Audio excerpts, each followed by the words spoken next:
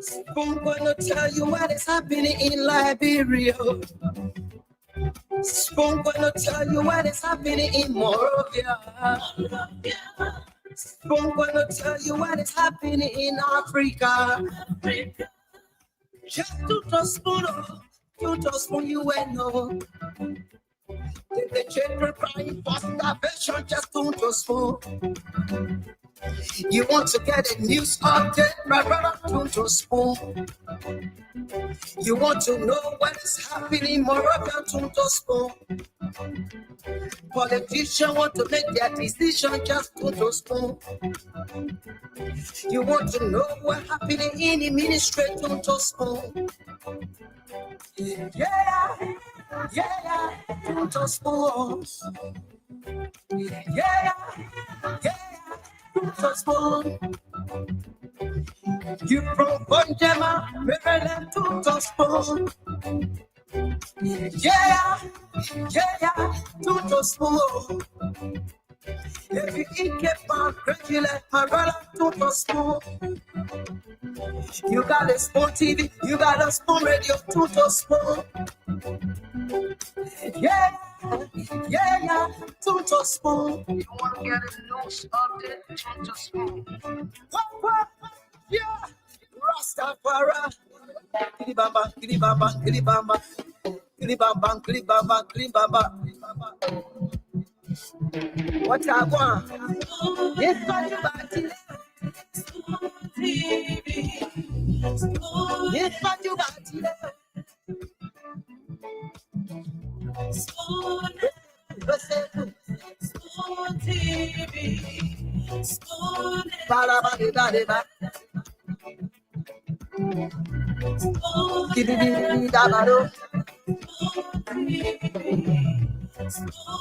Entertainment.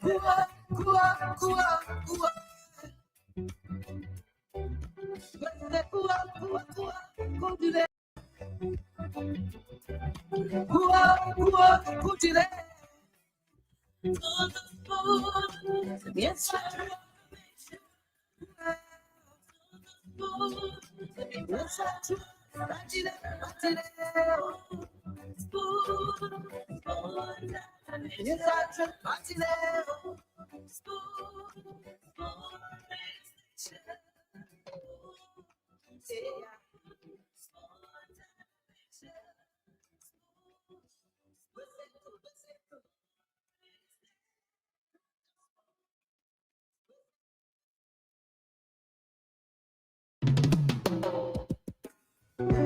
Yes, sir. A special one from the CEO, Stan Tunnel with the spoon. And your boy, right in the South Bend. On the beat. To get your information. For the food to be found. Spoon direction.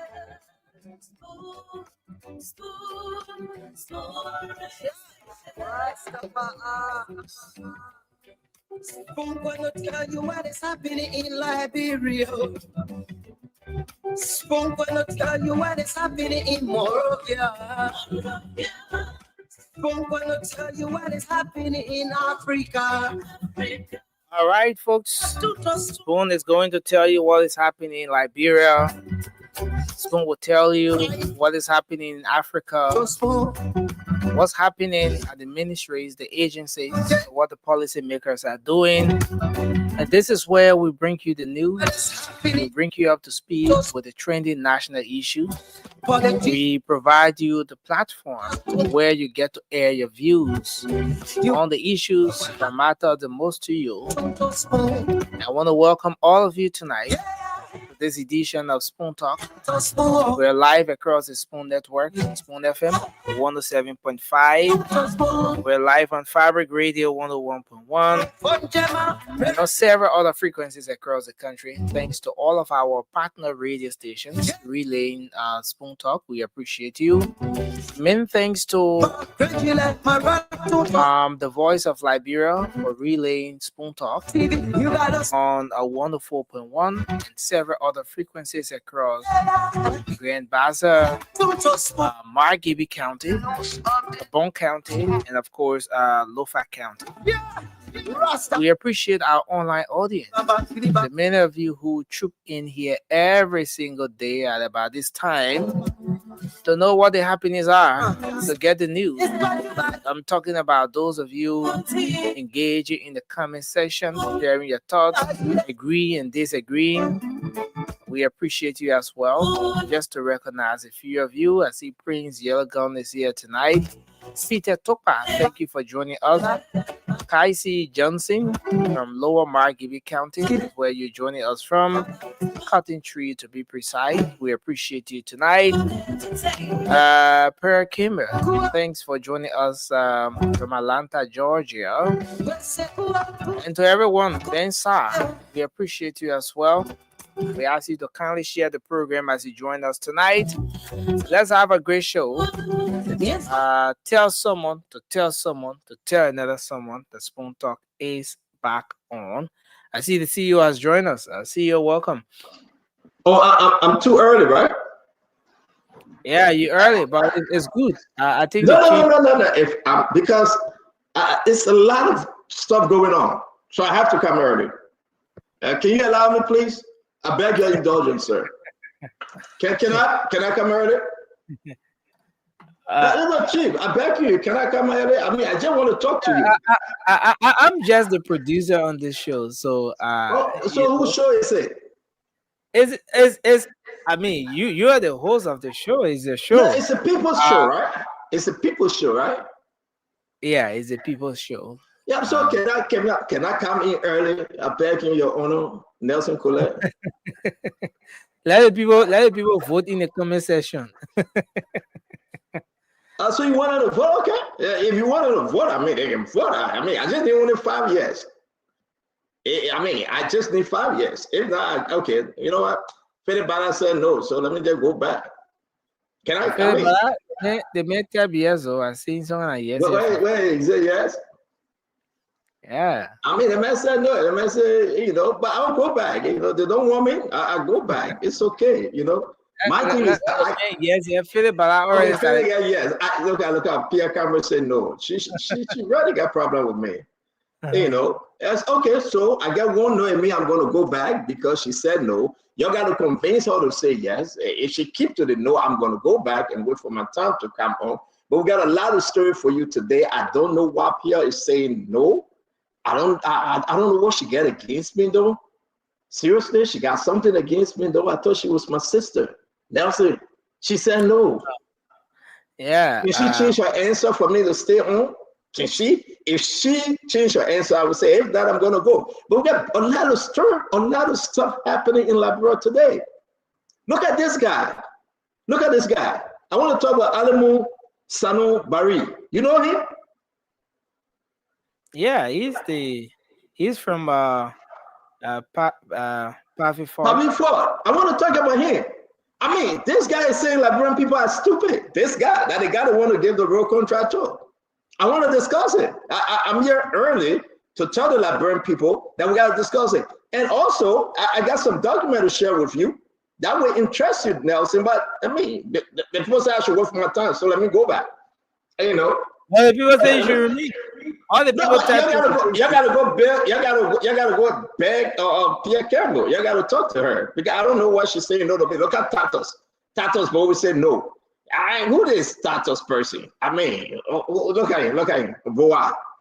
Look at him, man. Tatos is a religious man in the Bible. They man not religious. They man a bad man.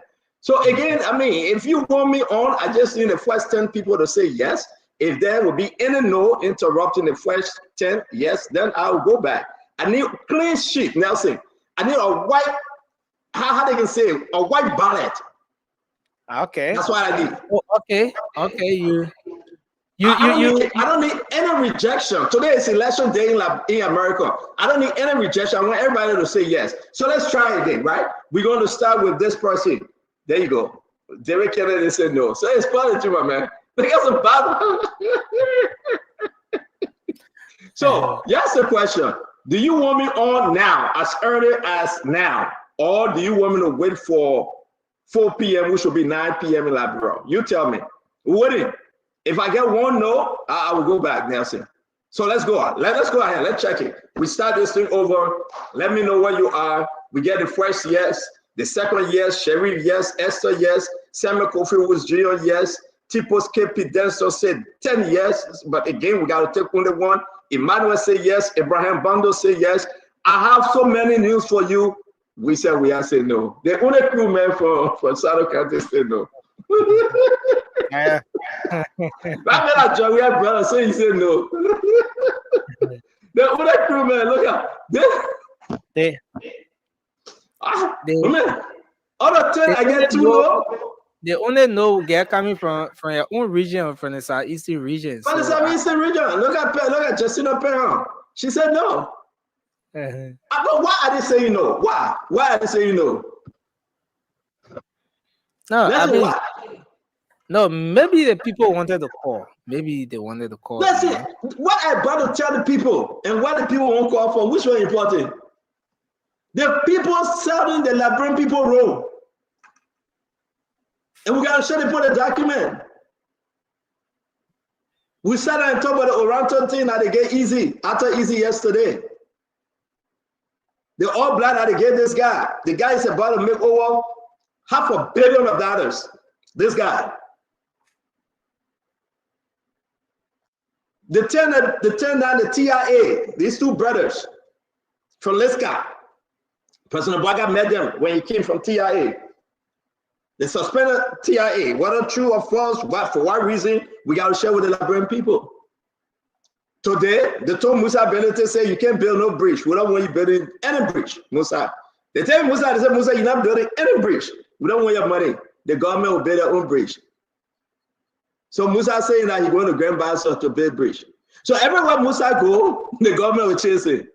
But then the government said they have allocated funds to build bridge in that place. We got to talk about it. Look at how the people, children are drowning in this creek. So Musa said, let me build bridge. The people say, no, we don't want you building bridge. We don't want you building bridge. For how long it will take the government to build bridge? Maybe it will be 2029. Take a listen. You seen the bridge? Yeah. What you call it clip shot for?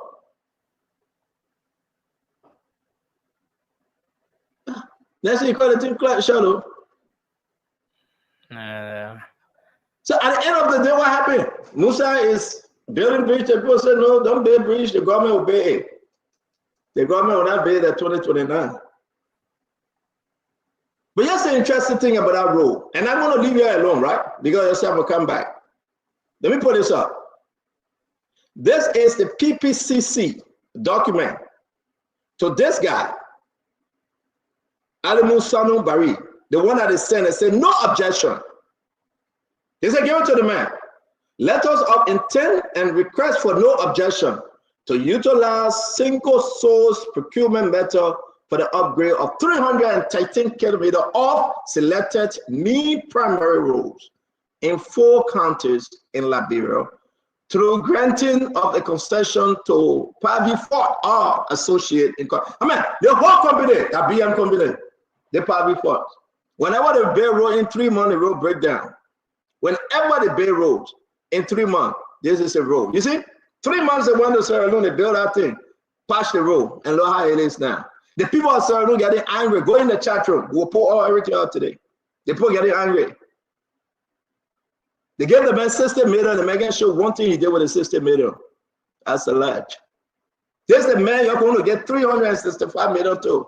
The people of Sierra Leone, they're angry. But you want me to go? Let me go. Let me go, Nelson. Let me go. I'm going to do this thing one more time. Just one more time, Nelson. If you want me here, let me get the first 10 yeses. Just quickly. Because I get plenty to say today. If I get any no, I will come back in 12 minutes. So Nelson, let's go ahead. Tell me how many people are saying yes. Let's go ahead, Nelson. I'm looking in the comment section now. Yeah, the first, let's go ahead. If anybody say no, one no appear. That no is not recognized because that's a real name. That no not recognized. That's a real name. How can somebody be strong?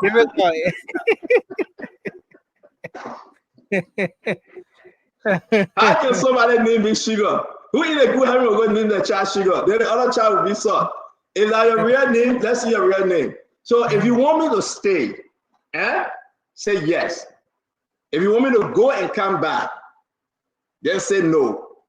If you want me to stay right now, to start the show right now, I ain't waiting for anybody, say yes. If you want me to go and come back, say no. So let's go, that's it. Stephen Penier, all right? Let's go. Robert Pasua say yes. Tipos Dempsey say yeah. Look at Peter Tuba. Peter Tuba, that fellow man from Bunker, they don't let it go to. They got a problem. Because of this guy, Peter Tuba, like when come back, they may say no. So let me go come back. Now say, but you had 10 person saying yes before Peter Tuba came in with it. No, I need straight 10 yeses, straight. But see, web not possible. And what? But I come back. And one person said no, I go. The hard zoom, they zoom too hard. I want to work about it. I want 10 people to say yes straight. So let's try again, right? What's the name? Said Tina? Is that Tina? Tita say yes. What's the name? Kristen? My man. So wait.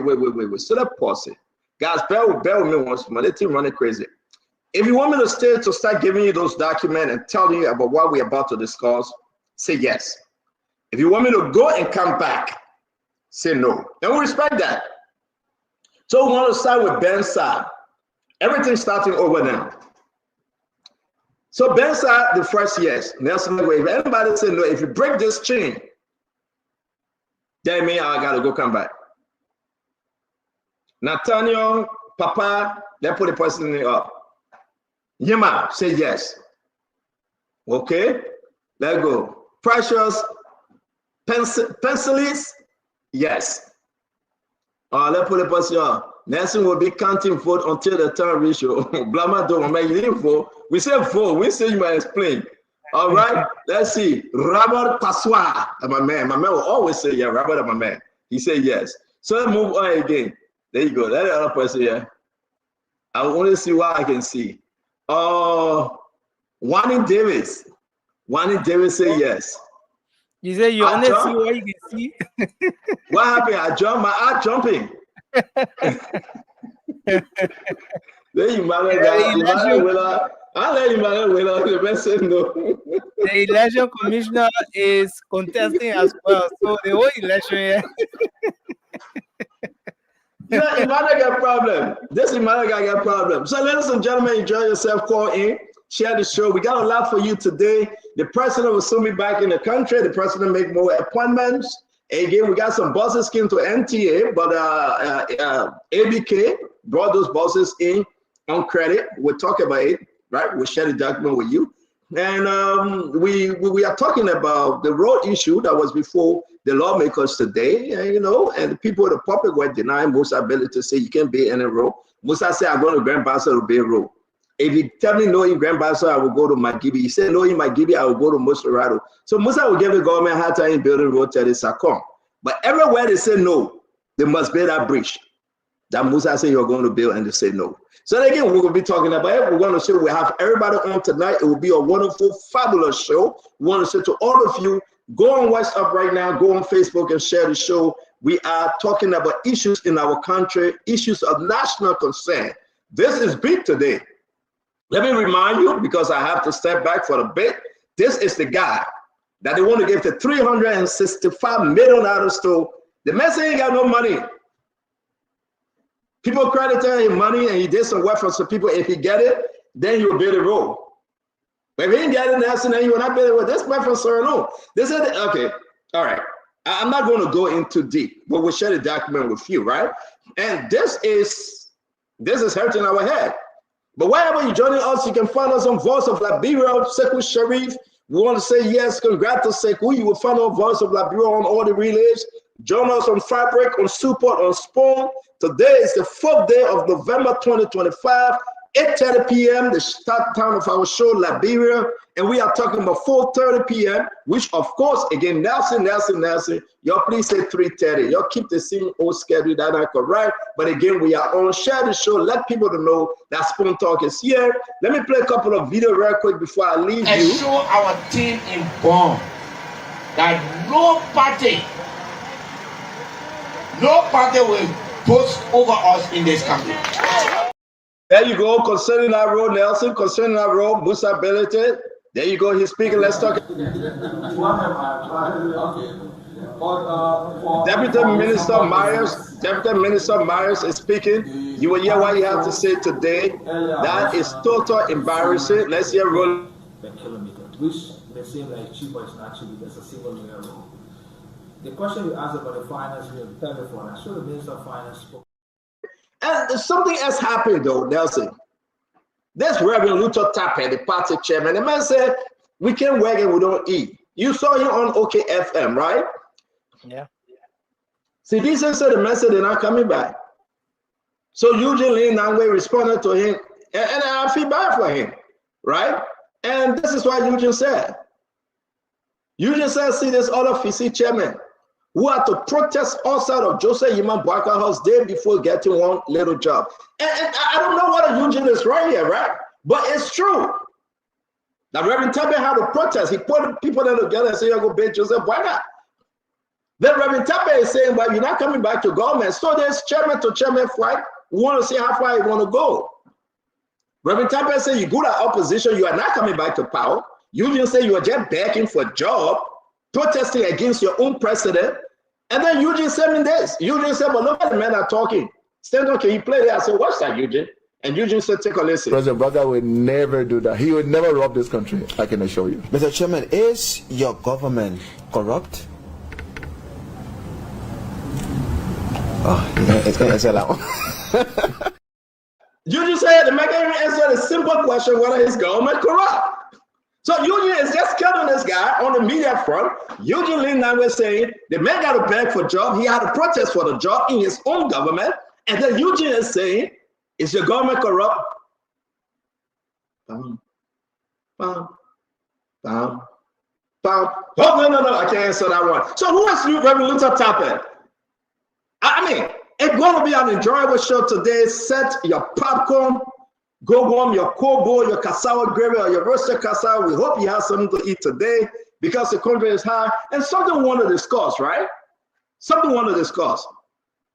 Send the president asked Jeremiah Kun and said, my man, go around the country. Tell us why the things are so hard in the country. Let's try to bring them down. Have anybody gotten any report back?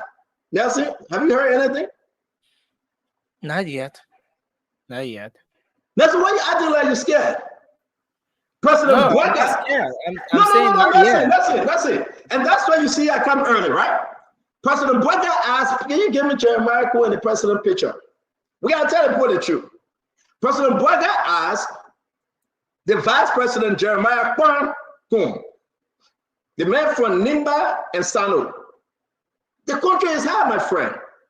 Mr. Vice President, can you go around and give a reason why the country is high? Jeremiah Kun been quiet. We got anything yet? Nothing, zero. I mean, the president just said the country high. Jeremiah Kun, he didn't tell us anything yet, but you know what? I mean, that's a question for the vice president, right? So everybody that listen to us, help us understand. Is Joseph Yima Boakai asked his vice president, Mr. Vice President, can you go in every sector and ask the people what made the thing hard? Let's fix it. We still waiting for Jeremiah Kun reply.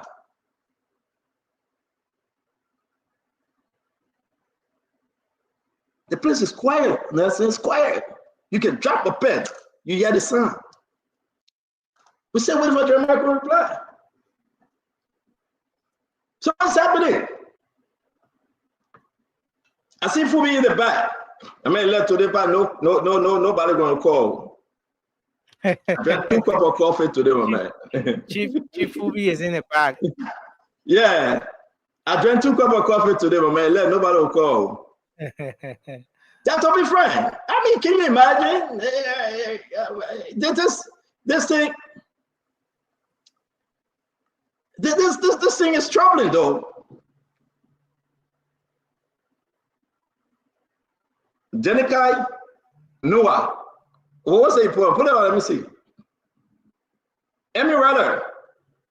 Emmy says, Stanley, why are you on so soon? I'm on so soon to come and see you, Emmy. How you doing today, Sister Emmy? You gotta be careful how you speak to Emmy. She will go after you. Like Grace Goa going after CMC. I got myself in trouble. Let me leave that one.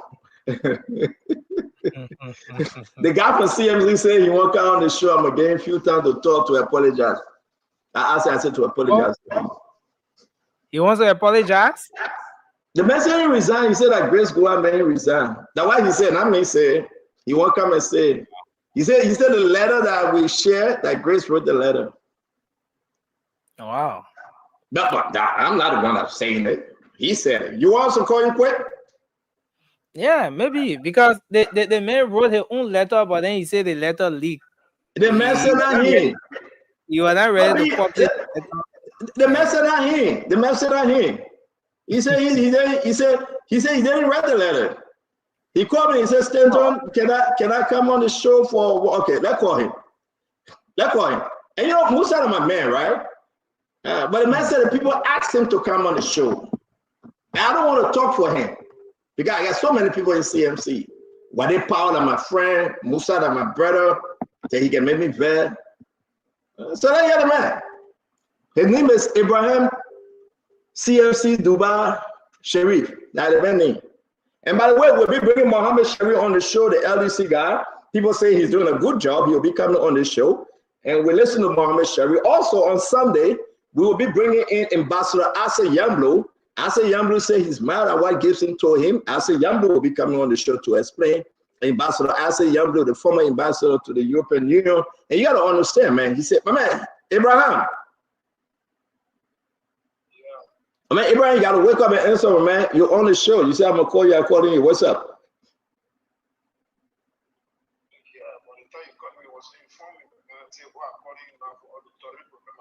You got to prepare. You say, I'm going to call you. The man is very low, see you. My man, then go by the bed. You say, I'm going to call you. I'm going to give you 5 minutes to prepare yourself. All right, everybody, come back. If I'm going to give you 5 minutes, you got to go. You got to prepare yourself. Look at Ketema. Ketema, you better leave me alone. What Ketema say again?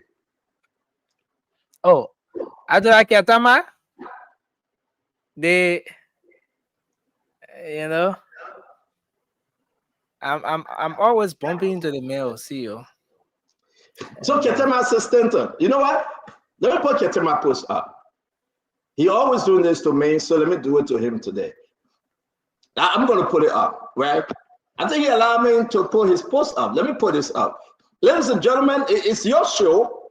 I want you to get ready. We'll be having a wonderful time today, right? We are not taking from the beauty pageant, like our brother Prophet Key, Opa, my namesake, can say. We are not taking from the beauty pageant. You come in here to discuss issue, not to act like a gracious opposition. If you want to act like a gracious opposition, then well, you're on your own. I mean, anybody call me at this time, we'll put you on speaker. So you're on speaker, my friend. What say you? Yeah, I'll listen to you. My man, you're on speaker. Springer Royal David. I mean, I'm talking Springer Royal David. I'm talking to you today, my man. You and myself making proud. Yeah, I have a concern, two concerns. You just talked about Chairman Luther Temple. Yeah, go ahead. Issue of my Vice President Jeremiah Poon. Yes. Okay, I think when it comes to Luther Temple, my chairman for the United Party is the best chairman, and his decision is a decision, and it's a mandate by the party that the United Party will continue in 12 years. Let's go to the issue of the Vice President you talked about. The president gave the Vice President charge the mandate to see how best he can look at the prevailing economic situation in Liberia. he established a committee, and that committee hasn't come back and submit the report. So if the report is on, it will be on film. You get to understand that things is working in the country. So is that something for us to start to discuss now? Because the vice president, he a workaholic person. I know he's going to do the best job the president get him to do. Those are your two concerns? That's my two concerns. But let me ask you a question, though. Do you know how long it's been since the president asked Jeremiah Kuhn to carry on a little tax of such? How long have it been? How long, brother? I just asked you how long. No, remember, I don't waste my time. That's why I let to talk to you. No, don't stutter. Don't stutter. How long? My man, don't tell me what to do about. How long? My man, I ask you again. I quit David. My man, how long have it been? Just tell me the time. So it means that you don't know. So it means that you don't know, right? But tell me now, how long have it been? So brother David, my brother. I'm listening to you. Okay, how long have it been? Just tell me. How long has it been? How long has it been? Talk to me. It's not about it's just. So I say you can't tell me now that I gotta go to the next person, brother. Don't do this to us. If you don't know, my man, say I don't know about it. That's shameful thing, man. So you don't know. So you don't know. So everything else you say now that lelo because you don't know. Okay. When you say that's your view, Okay, my man. Then it's good that you call Spoon tonight. We'll see you tomorrow, same time. Watch the show, by the way. Share the show, my man. Share the show. Remember, mess up, man. Remember, you know. Let me bring you around Rufus Pade. My man, cancel my business on the show tonight in Zico. Well, in Zico, you can travel in cancel the candle. In Zico. Rufus Pade, what's up? Man, I wanted to leave you on the 2029 before I come back on the show, but you are touching my people yesterday by hating the last president. You forced me to come. I decided I will leave you alone. So Rufus Pade, my man, we gotta check your vice president. How long the president gave simple tax? Okay, I come before I go to that. Look at your so-called brothers from CDC. My man, leave my so-called brother, then and you might own a Unity Party brother. How long the president gave Jeremiah Kuhn the tax? What would I hear anything? So the issue about it is you have to remember that Jeremiah Kuhn does not owe you an apology for not reporting. We're not asking for an apology. Pade. No, listen. We want apology. What the man we apology for? We just asking how long the president getting the task. Can you tell me how long it been? It doesn't matter how long. Oh, man, if you get answer now, then you're asking that your brother can't get David, then we have to go. You can't come on the show and can't answer the question. It does matter.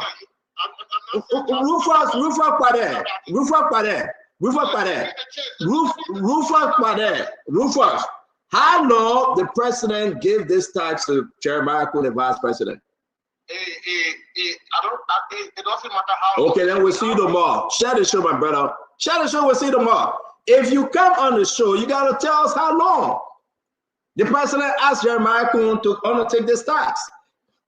Smart thing the president asked Jeremiah Kuhn to do. Jeremiah Kuhn can finish it. That's it. Smart thing. Mr. Vice President. But that's important to you. Instead, I send it to you. Mr. Vice President, can you go around the country? The people say things are hard. And just ask the people and ask those importers and ask the business people around and ask the councilor, give me the information I need, why things are hard. And how can we reduce prices? We said what thing? Let me tell you another Jeremiah Kuhn supporter here. Hello? Yeah, hello, how you doing? My brother and friend, I'm doing super, man. How you doing? Yeah, I'm doing extremely well. This is the boss of Ambassador Roger G. Jr. The ambassador, welcome to the show, my friend. Ambassador, from which country, what organization? Tell us more about yourself, Ambassador. We respect your title, though. Yeah, Ambassador Roger, I call you from Rabat, Morocco. I am the chairperson of the Nima Student Union in Morocco. And also, I'm the chairperson of the Sons of Kun. The chairperson of the Sons of Jeremiah Kwan, you mean, right? Not Richard Kun, right? Jeremiah Kwan, no, not the Speaker Ono Kun. Okay, now the Speaker Ono Kun. So, my man, welcome to Spoon Talk. It's good that you're joining us from Morocco. I like to listen. We're so happy that you're joining us. Talk to us. Yeah, so let me extend my revolutionary greetings from the student in Morocco and also from the Sons of Kun. Yeah, I've been hearing this thing on the show this evening when you mentioned that the president gave a task to the vice president and it is not being implemented. So no, my man. Are you in the university in Morocco? Yeah, I'm in so if you go to class, you go to pay attention. I didn't say Jeremiah have not implemented the tax. No, I'm saying that we have not gotten the report. So it's two things. Oh, okay. So now you can't do this to me. I'm hurt. I'm very hurt. You are the ambassador. Ambassador, you owe me an apology, ambassador. You can't do this. You want to spoil our diplomatic relationship. Oh, the ambassador apologized. I'm a youth ambassador. Oh, man, we'll talk to you later, man. Thank you for joining us. We'll talk to you later. We got the councilor Kanobara is in the house. We got our brother, the chief, Fubi F.A. Herons in the house. And we got Dr. the gracious opposition, G.K. Josh is in the house. We want to say, ladies and gentlemen, it's going to be a wonderful show today. We got a lot of stuff happening. Share the show, invite somebody. Let's have fun. But before then, we're going to take Abraham, CMC, Dubai chairperson, Sharif. That's the man name. Abraham, CMC, Dubai chairperson, Sharif. Now, let me tell you guys. Remember, Sharif resigned from CMC, and Sharif said he didn't resign. He wrote the letter though, but he didn't know who put the letter out there. He said that. So it's fair to say, let's give him the chance for him to explain the story, right? And here we are today talking with our brother, Abraham, CMC, Dubai chairperson, Sharif. That's how I saved the man's name, so I got to help myself. Abraham, welcome to the show, my friend. How you doing? Yeah, hello, sir. How are you? Abraham, super good. The recent day I told you I wanted to come on your show to clarify some issue that been circulating on the air. This letter coming to you on your show, it was done by Madam Boy, Madam Grace Goa.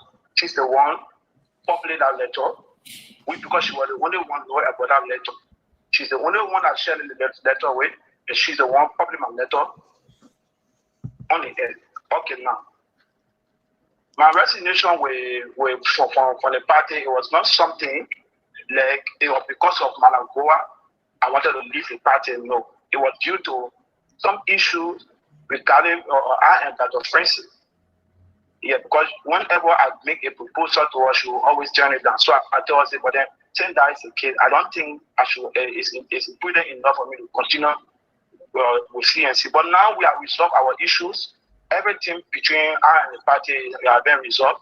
And I want to publicly apologize to my party.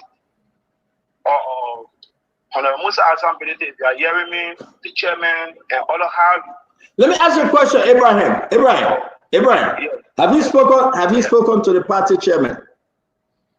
Of course. Did he tell you to apologize, to come on spoon and apologize? Listen. Abraham, answer my question. Don't tell me to listen. If you don't want to answer my question, no need to come on spoon. You spoke to the party chairman. Did he ask you to come on spoon to apologize?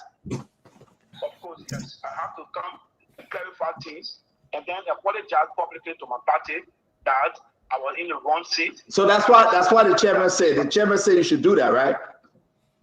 Of course, I have to do so, and it's the party mandate. Okay. So my next question is the letter in question.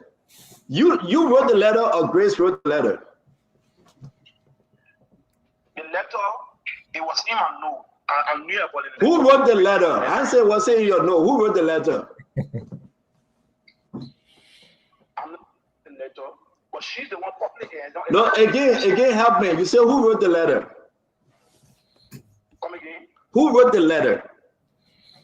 I said I'm the one who wrote the letter, but she had no right to bring it to the public. But in your meeting with the party chairman, Nangbe, and the other guy, you said Grace wrote the letter. So why are you telling us now that you wrote the letter? In my meeting, I'm not getting it. In your meeting, the meeting that you had last week with party chairman Nangbe and the other guy, you told them that Grace wrote the letter. You told them that Grace wrote the letter.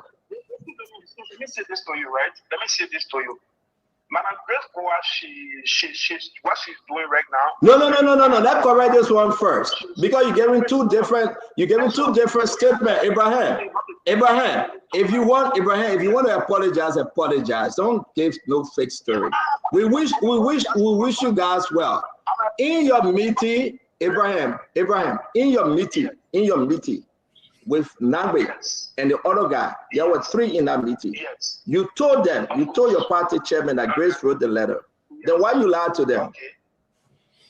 I didn't lie to them. It's the truth. Listen to me, my brother. Listen to me. Attention. This situation, Madam Goa, what she's doing right now currently is very bad. She's not doing anything. I don't care about that. Let's talk about the issue. You just told us that you wrote the letter. You just said to us. No, you listen. You just said to us that you wrote the letter. But you went in a closed-door meeting with your chairman Nangwe and the other guy, and you said to them that Madam Grace Goa wrote the letter. So what which is which? What I said, if Madam Goa is the one public my letter on the public, which was very bad. She's not supposed to do so. So, but why you told them that Madam Grace Goa wrote the letter? Why you told them that? Come again? Why you said to them that Madam Grace wrote the letter? Why you said that? Why you lie on her? I cannot lie on her. But you said that to them. You said she wrote the letter. She in the know of the letter. She in the know is different from her taking pen and paper. My man, we can't believe you, man. My man, Abraham, my brother, you got to be very clear to Musa Bedete and the party. You said, and give me a chance, I will give you a chance, right? Everybody listen to you. And I will play the clip. Yes. Because they asked to record you, and you say, yes, they should record you. They recorded you. And when they recorded you, yeah, you said they will record you. After they recorded you for 30 minutes, listen to me. They recorded you, and I get a recording. You said to them, no, listen. You said to them, Grace Goa wrote the letter. But now you're telling us that you wrote the letter. So you are not credible. Let me make you understand something. There's in 2 forms, right? One from Kennedy and one from me. One from Kennedy and one from me. Madam Grace Goa, she's not doing good for herself. I'm telling you the truth. She's not doing good for herself. But you are not doing good. You are not doing good. You are not doing good for the party, man. You lying to everybody here. My man, I wish you well, but let's have our show, Abraham. I wish you well, man. Bye. Abraham, bye. I will play the recording. Bye. My man, how can a man lie to us? We got a recording, right? In a recording, they asked the man, who wrote the letter? They asked him who wrote the letter. The man put everything on Grace Goa. I don't know Grace Goa. Then the man come on the show and say he wrote the letter. Is he credible, Mr. Emmanuel George?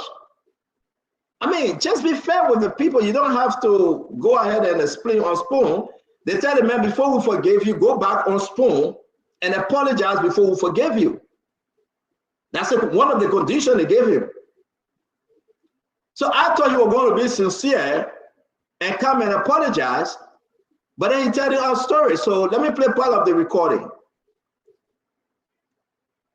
You have to also tell Spoon who wrote that letter for you, because that is of concern to us. We don't think you were clear, even though you said you did not release the letter. Yeah, you have to tell Spoon who wrote that letter. That's the meeting. They were in the meeting. And I was there recording them because he agreed that I should record them. And I did. The party chairman asked me to record them. You don't believe that one of your business. But let me play again. just as it indicated,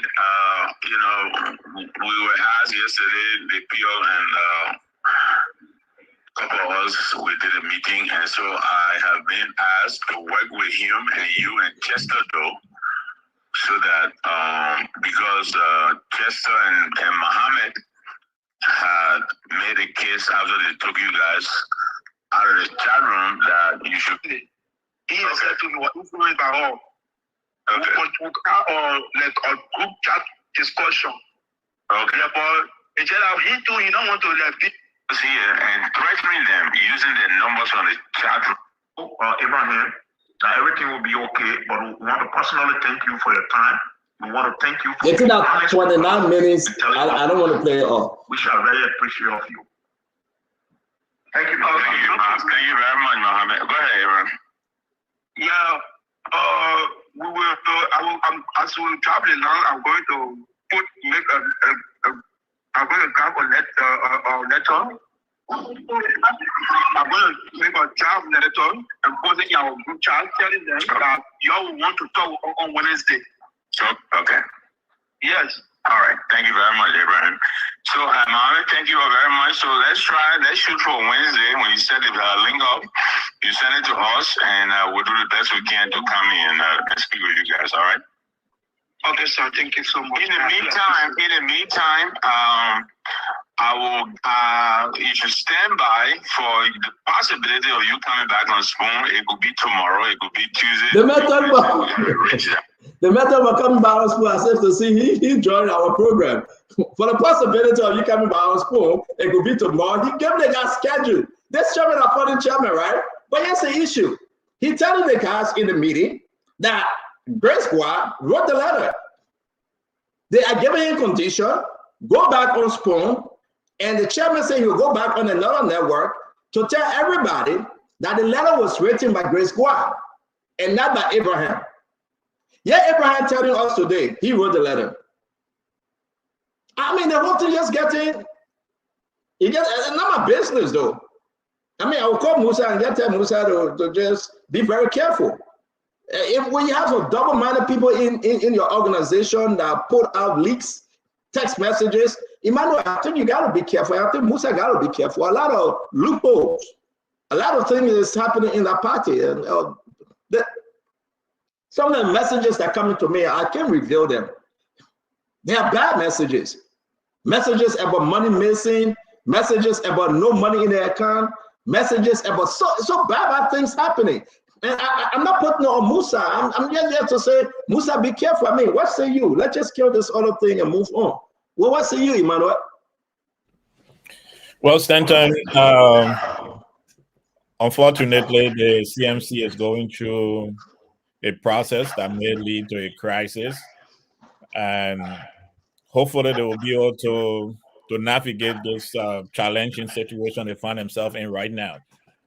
You see, the CMC is a new party, about 8 months old, and these things are expected when you bring different bedfellows together in order to bring them to come in with different interests. There will always be wrestling that will go on between people who have different egos.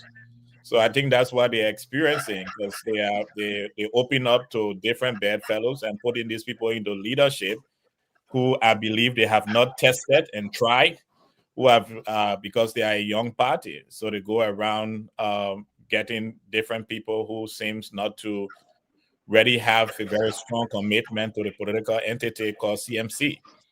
So I mean, you're right. Let's just move up 30 seconds quick, guys. I want to welcome all of you. Continue to share the show. Let's make progress. This is just in passing, because I think that Abraham is not being fair. Why he told the guys in there he should have said the truth. He shouldn't have lied on Grace Squad.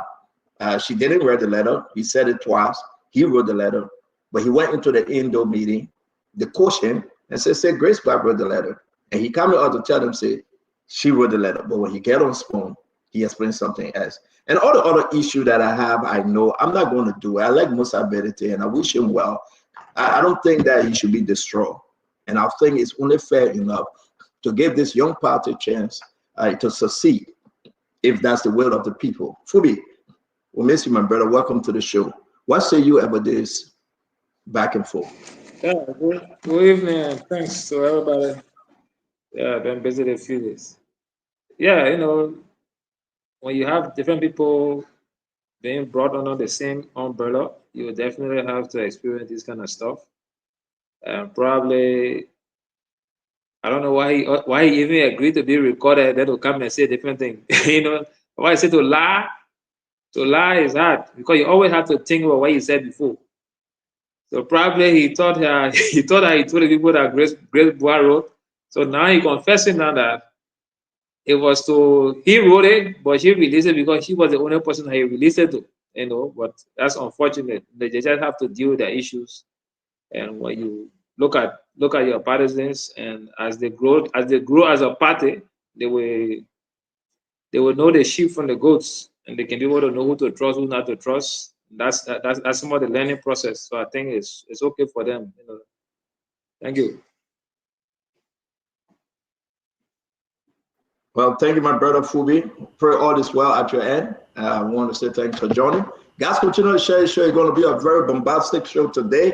It's going to be one of the shows that you will take home because indeed, we got a lot of stuff coming up. I'm going to bring in the Honorable former representative of Akaros, Musa Gray. Honorable Gray, what say you about this Musa Belete CMC saga? Yeah, they are metamorphosizing. You know, they're in that state where they got to gradually move from one stage to another. And it's unique to many political institutions where during the period of formation and right after formation, you know, there will be some ego stay around and people bringing people from different walks of life working together. It's not ordinary, but the way they will manage the crisis is very important because this I consider to be a crisis. It could make the institution or destroy the institution. So Musa is indeed a political leader. He has to manage it and manage it properly. But I don't think it's a good thing that at this stage of a political institution, messages, personal information, and other things, financial dissatisfaction, leadership crisis, the message is not too fun. But I wish them well. But at this stage, it's dangerous that people will be struggling for power, making accusation of ethnicity and all of those things. It's very dangerous for the formation or after the formation of a political institution because they've been moving rapidly. Now, I don't think they should use that to retrogress. But I wish them well. I hope they can manage it. It's a crisis, I can tell you. I can tell you we're not running into a crisis, but there's a crisis. And that crisis has to be managed. Thank you very much, Honorable Gray. Kyle, welcome to the show, my brother. How you doing? I'm very well. As we normally say, I can't spoil Godney. He's been good in these very exciting times for our country when President Boyka is president. To the matter at hand, I would say that, you know, similar to what Akaros pointed out, these are birthing pains for the CMC, having the formation of a new party, dealing across borders, different personalities, different ways of doing things. So there's definitely going to be at some point where it all comes together and becomes combustible. So that's what we're seeing today. My only advice to Musa is what I'm hearing on the street is that this is becoming symptomatic of his leadership. So he wants to take serious attention. You know, he was also chair of the Liberty Party. And it was during his reign that the Liberty Party entered into a major schism where the party almost got broken apart.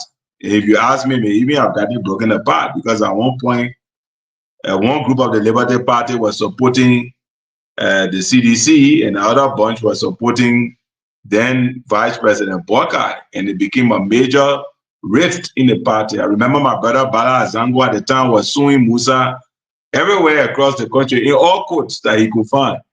And he was just suing left and right. I don't know what he was suing for, but he was suing. So those days were also quite shaky, and Musa was attacked for his leadership of the Liberty Party at the time when he was chairman. Now he has formed his own party, and we're seeing cracks emerging again. So my caution to him is that observers could start to raise issues about his leadership, that probably there's something that, I don't want to use the word inspires, but something that provokes these kinds of antagonism. So he needs to manage it well, mend the holes, and so that they can move on verifying. But more or less, beyond all of this, it's good to be alive and well. It's good to know that President Boyka is leading well, and we can always wish for the best for the country. Thank you. Oh, man. Thank you very much, Kayo. Thank you. Thank you. I'm going to bring you in, Jefferson. We got our sister, Glendy, joining us, and we have our brother Vendetta Patrick. Like I said, if you are not cool and that pambato is boiling, the kitchen is hot, please don't enter. If you need heat, come in the kitchen. It's going to be a foreign show today. You say your own, I say my own. We reserve and respect each other, and we'll make the better case to win souls. Political souls winning is unique. So don't look at the person you are talking to. Just try to convince that individual to come on your side. I want to bring you in, my brother Jefferson Chesson. What say you about this Musa and CMC problem? Thank you, Stanton. Good evening from my end to the panelists. Yeah, and Stanton, this is good. It's good for the growth of the party. Normally, these things will happen, and it's good it's happening at this time, so that the leadership of the party can see the actual quality of the people they have in leadership. They can weed them out, and then they can structure the party better, and then they can move forward to face the 2029 elections. But yes, once you bring more than 2-3 persons together, there will be problems. People with different ideas, people will see things differently. So of course, there will and must be problem. But the good thing is about how you handle the problem, how you resolve it, that demonstrates your leadership. And I'm trusting and hoping that Musa Ability will handle this problem effectively and efficiently, because problem solving is part of the growth of the party. And he should expect even deeper problems. So he should stand strong and address the problem as a leader that will help keep his party together and strong to move forward in the 2029 elections. Thank you very much, my brother Jefferson Chesson, the Regroup CEO, Vendetta Patrick. Welcome, sir. Thank you. So, political disagreements, they are not strange to political institutions. As a matter of fact, political disagreements is almost like a husband and a wife, married persons, making confusions in the home. For some of you who have been married, you know what I'm talking about. You will make all the noise, but the moment you think about your marital vow, where you came from, the struggle down the line, there will always be a time to let go. Sometimes you see people, talking about we've been married for 30 years, 50 years, 25 years. Who told you they never made confusion? There were confusions. And I want to agree with you, Mr. Chesson. You see, this situation with Musa, the last time I asked a question, people to play a certain role.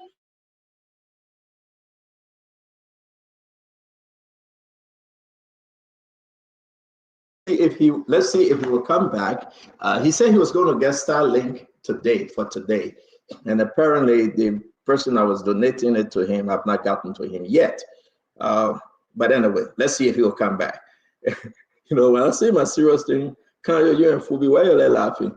But let me bring in my sister, Sis Glendy. Sis Glendy, welcome to the show. Yeah, how you doing? Hello, everybody. I'm good. It's good to be back. Hello to all of you and to everybody watching.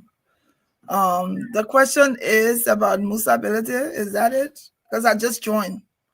Yeah. Musa, you've been following, Glenn, I'll let you civilized Christian. You've been following the story about CMC. Don't answer the question. I said the question you're talking about right now. Because I want to just saying, okay, so the guy that said he resigned, he didn't resign again. He got almost 29 minutes audio that I received, and this guy went deeper. I'm not going to play the audio because it's more damaging if I do, Glendy. For the sake of Musa and CMC, I will not play the audio. But what I just called him on, he said he apologized, that he wrote the letter. But in the meeting, he said Grace Squad wrote the letter. How can you go in your closed-door meeting and say Grace Squad, somebody I've never spoken to in my life, I don't know, wrote this letter, you put everything on her head. Then you come on national platform because the people say, go apologize, say this. Then you can say that Grace wrote the letter. So I said, well, man, you are not credible. That's not being fair. And that's where we are. Musa got to solve it, though. I think so. I think there's so many things going on right now with CMC that it's going to take some strategic leadership to bring the ship back together, because it's kind of singing early, and I stand to be corrected. But Musa Bility also has a history of other things that we've seen, other parties that he's worked with, things didn't work well. So for the Liberians to really believe in his vision now, it has to be that he has to show some different kind of leadership that people will be able to follow on. There's too many things, everything that has happened, we keep reading statements. I think instead of reading all the plenty of statements, I think maybe he needs to address the issue, come out to the press and address the issue so people can hear where he stands and what are his positions on what's going on. But this is early for them. I applaud the fact that he was able to start on his own, but equally so, there's a repetition out there that people know about him that they will be looking out to see if there's a difference. And thank you very much, Grace. There's a lot of stuff happening, and I think Musa, indeed, while we are talking about Musa, let's get with this $300-something million contract, right? The lawmakers that went over it today, it was a disaster. I don't know whether you guys had a chance to watch it, to follow the interaction, the conversation with the senators. This thing about probably fought. I hope everybody had a chance. The company is owned by Ali Mumbari, this guy. It is owned by, what my stuff? Nancy, can you come on? You guys can hear me? Yes. Okay. Apparently my stuff is not moving. Okay, so I'm trying to put this thing. Give me 1 minute, please. All right. So I don't know what's going on. Nelson, can you come on and put up the information here? Guys, go ahead, Glenny. I got to log out and come back in. My mouse is frozen. I got to put this information up. So let's just do a round on what you heard from the senators today, their question, their answer. And I'm going to put the document in the chat room. We already spoke on the Musa thing. Everyone spoke already. So let's just go back to Emmanuel. Emmanuel, what's your take? And I'm going to jump off while you speak and reconnect. What's your take on this? Two things happening before we do this thing. I want us to bring the Musa information before we go to the Sierra Leone company, right? There you have it. Musa said he's going to build a bridge.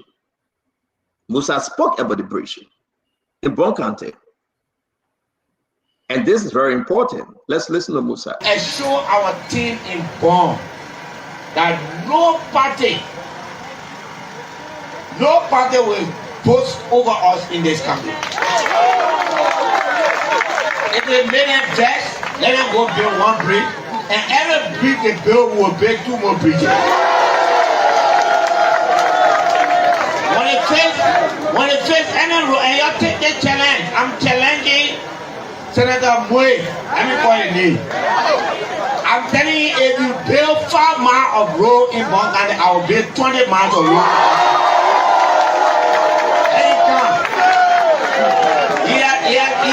He is the man who is sitting down over. Listen to this. Every year we divide money. So we discussed it. Musa said, I'm going to build a bridge in that part of Bon County, in that part of Banga. Everybody, most people say it was a good thing. From the CMC political leader, we have few objections and people of concern like Russell. I said, well, Musa, you got to go through the public work. We had an argument here. But the people of Bon County, they were complaining that the children were dying. They were drowning. They must cross that river to get to the other side. Was it a bad thing for Musa and Jay Mavincourt to come up and say, we want to build this bridge? The government sent her a letter and said, you got to give us your plan. I learned that they submitted the plan, Emmanuel. And then today, the government came back with their own reply. Yes, the government responded right there. Request for review and approval of design document for the construction of the 38-meter bridge in Bon County. Dear Mr. Yoji, the reply Musa, denying the request of CMC and Musa Bedete, and said, please, sir, we appreciate, but no, thank you. The Ministry of Public Works acknowledges receipt of your letter dated 16 October 2025, submitting design document to the construction of a 38-meter bridge in Bon County. We wish to inform you that the government of Liberia, through a budgetary allocation to the Ministry of Public Works, has planned for the construction of subject bridge, and in the process of finding all technical documents for procurement of a contractor. Now, let's stop there for a minute. This thing is in the chat room. Emmanuel, what's happening? We didn't get this information though. After Musa did everything, bam, public were going to build a bridge. Talk to me. Yeah, I read a letter from the Minister of Public Works with great interest, especially the second paragraph and the third paragraph. They are very interesting paragraphs. We are in November, so we should be in the 11th month of the budget year coming to an end. And the Minister of Public Works is telling us that they have budgetary allocation for this particular project. Have anyone in Liberia in 11 months seen a list of projects that the government was going to undertake that includes this particular project that that Honorable Musa Bedete was speaking to? So is first of all, it's heartwarming but deeply confusing that this government could, after hearing about this, could say they have budgetary allocation.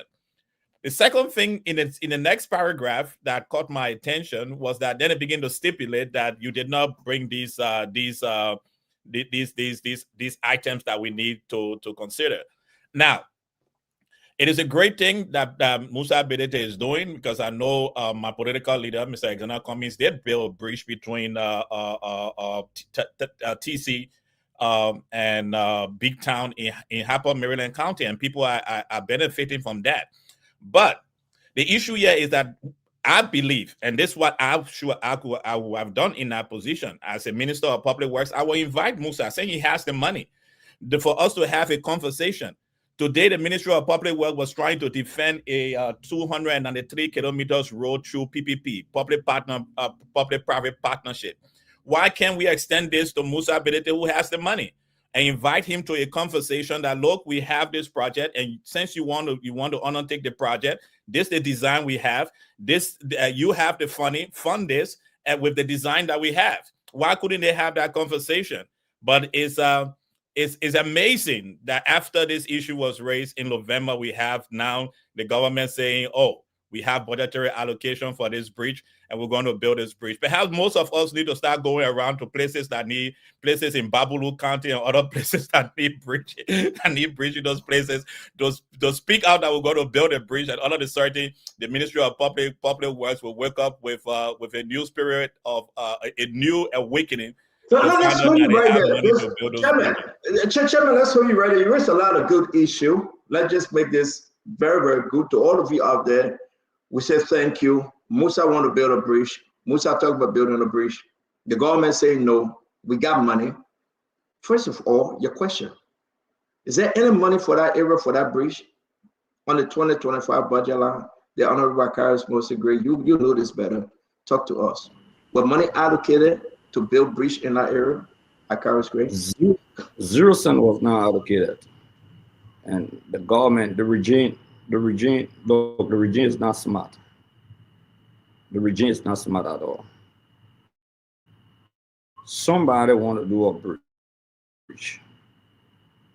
The person has the capability. They have the finances. The Ministry of Public Works, like Emmanuel Rafford said, invite them in, tell them what is the standard, and tell them that your engineer can work along with them to go ahead. And assuming that they have money for that bridge and somebody wanted to do it and has the money, the government could divert that funding to another major project in Bon County.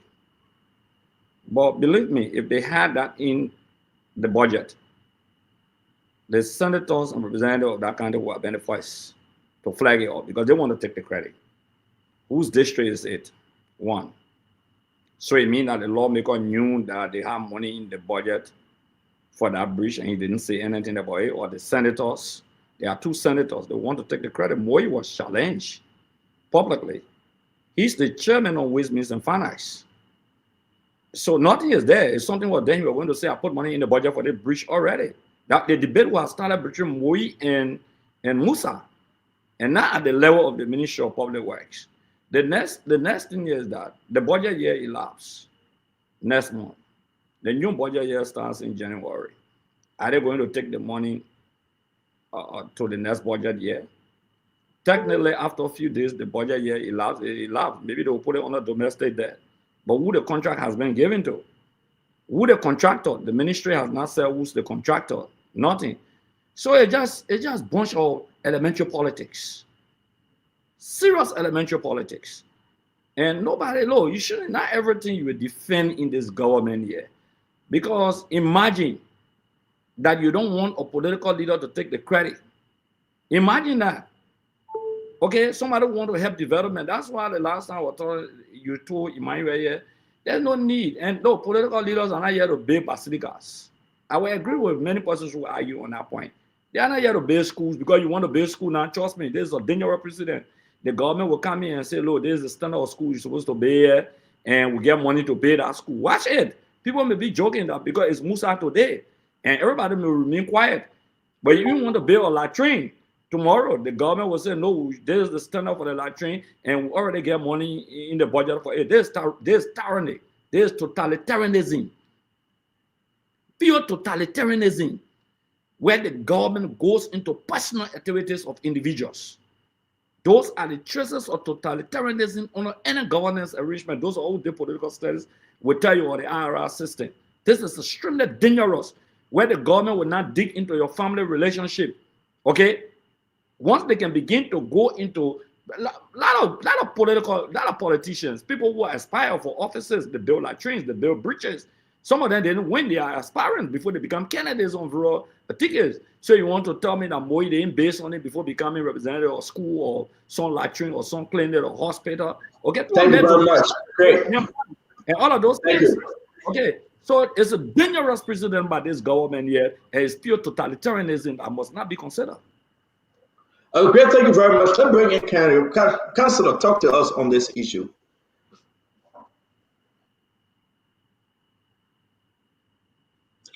Sorry, I was trying to unmute. That's why the little lull. I've listened to Akaris and Dr. George, and I'm sure I will listen to Jeff, but I'm very sure that I won't be surprised in terms of what I will hear, because it will be a consistent. But we all want the show. Akaris, why can't you hold on a minute, guys? Let's respect each other. He didn't say anything bad. We are all friends. We got to talk to each other. So let's just be patient. Let's be quiet. When we finish, we'll come to you, please. Can you please use your time, sir? But you know, I'm one of the persons that these guys always come for. I merely just mentioned Akaro's name, and all of a sudden he's going ballistic. So let me restart my comment, right? I've listened to Dr. George, I've listened to Akaros, and I will listen to Jeff. And I can tell you for free, Stanton, and I can tell you for free that the narrative will be exactly the same. That the government is denying an opposition actor of the opportunity to build a bridge because of political reasons. Now, maybe it may be so. Maybe it may be so. But I also want to then couch my own observation within the law. What does the law say? What are the requirements of the law? What is the statutory responsibility of the Ministry of Public Works that my brother Jeff worked at for a good while? The statutory responsibility of the Ministry of Public Works is to regulate those types of constructions. And it went on to implement its mandate. It did not outrightly say to Mr. Ability, don't build. It said, share with us what are your plans for building. And then when those plans were shared, in the same letter, it went to outline that we think your plans were faulty in 5 or so different respects. That said, we have plans to also build here, and we welcome the fact that you will want to support development. Now, like I said, depending on your frame of reference, opposition, no position, or somebody who just skeptical about government action, this can be interpreted to mean that the government is asserting itself in a particular way. But to argue that it is totalitarian, actions that are totalitarian are against the law. They are oppressive. They are despotic. The Ministry of Public Works holds the regulations and the right to determine where you build, how you build, and how you conform to public regulations. For them to implement that mandate is not against the law. And neither, once it's not any against the law, it doesn't even come close to being despotic. So what is my view? I think that the Ministry of Public Works, in exercising its responsibility, has taken on a big task. For me, the real issue will be a couple of years from now. I mean, I'm no architect or, in the works, in the technical area, but however long it takes to build a bridge, within that period, the Ministry of Public Works will have set itself up for a task. And if it doesn't implement, that is where the backblast will come from the people in our community. But if it goes ahead and implements, then I believe it has done its job that was ascribed to it by law. Thank you, Congress. Daniel, did you read a letter? Did you read a letter? Hold on, Emmanuel, I beg you, sir. I beg you. Kanye, thank you very much for using your 2 minutes, all right? Do you have questions for Kanye, Emmanuel? Oh, yeah, yes. Kanye, did you read a letter? I did. Okay. So in which part of that letter states that, how they call it, that they were rejecting Musa based on stipulation of public works rules about what you need to do to build a bridge? Because the letter says, notwithstanding, my team have reviewed your document, and then it goes on to say for future request, and then it says there is a budgetary allocation. So where Emmanuel, hold on. But you asked me a question. May I answer your question? Councilor, wait now. Councilor, but I got you stop interrupting. I'm begging you. I want to give you the chance to answer his question. So go ahead, Councilor. Thank you very much, Stanton. This letter, unless one is reading it with a political hat or reading it as the chairperson of an opposition political party, it is very clear when one says for future reference, Make sure when you submit documents to me, these things should be included. The implication is very clear that whatever you submitted to me, they now meet this requirement, and these are the things that should be within whatever you submit. So it is clear to anyone who reads that letter that the submission did not qualify. Notwithstanding, nothing prohibits the Ministry of Public Works from also saying that we are going to implement our mandate given to us by law, especially since what you submitted did not meet the requirement. It's very clear. Councillor, let hold you right there. Thank you. We'll open the space for questioning. Let's come to Jefferson Chessie. We'll go to Sis Glennie, Chief Fubi, Vendetta Patrick, as we work on Winfrey. So this is very important because rejecting Musa now can have a lasting effect on any, like the interpretation is going on out there. Any opposition leader that want to do something, probably the government going to stop them. So we should be very clear on the money on this one. Jefferson, let's hear you. Thank you, Kanyo. And thank you, Stanton. Kanyo, I listened to your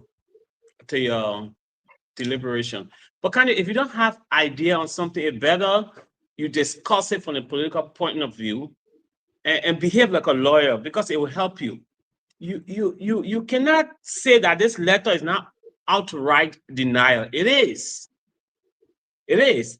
The Ministry of Public Works is saying that they are finalizing all technical documents for the procurement of a contractor. First of all, I've checked the Public Works procurement plan for this year. There's no approval in that procurement plan for the construction of that bridge. It's nowhere there. There's no allotment for that. So that means that procurement cannot be done in this year. It has to be in next year's budget. So it's clear that they are not going through any procurement process right now to construct that bridge. But first thing, Kanyo, even to construct your own building, your own house, you got to submit your plan to the Ministry of Public Works to approve it. So when you submit your plan, the Public Works will look at the structure, the structural design.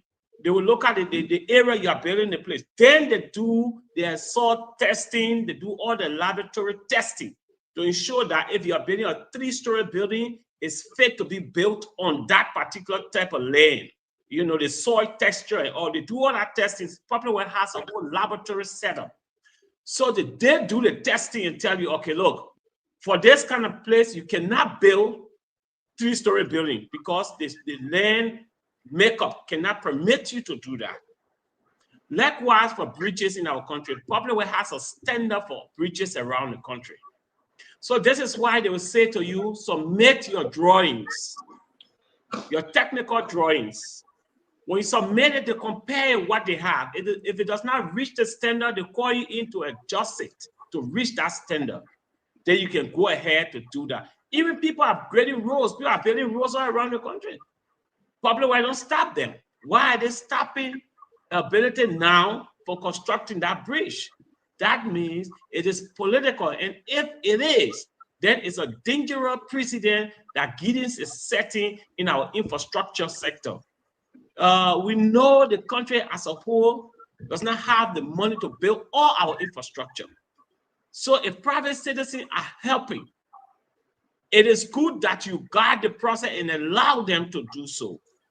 Avoid politics. It's dangerous. What Gideons is doing is dangerous for our country. He should stop it. Now you're asking the man next time when he submit his document, he should submit the site topology. He should submit the hydrological and hydraulic report.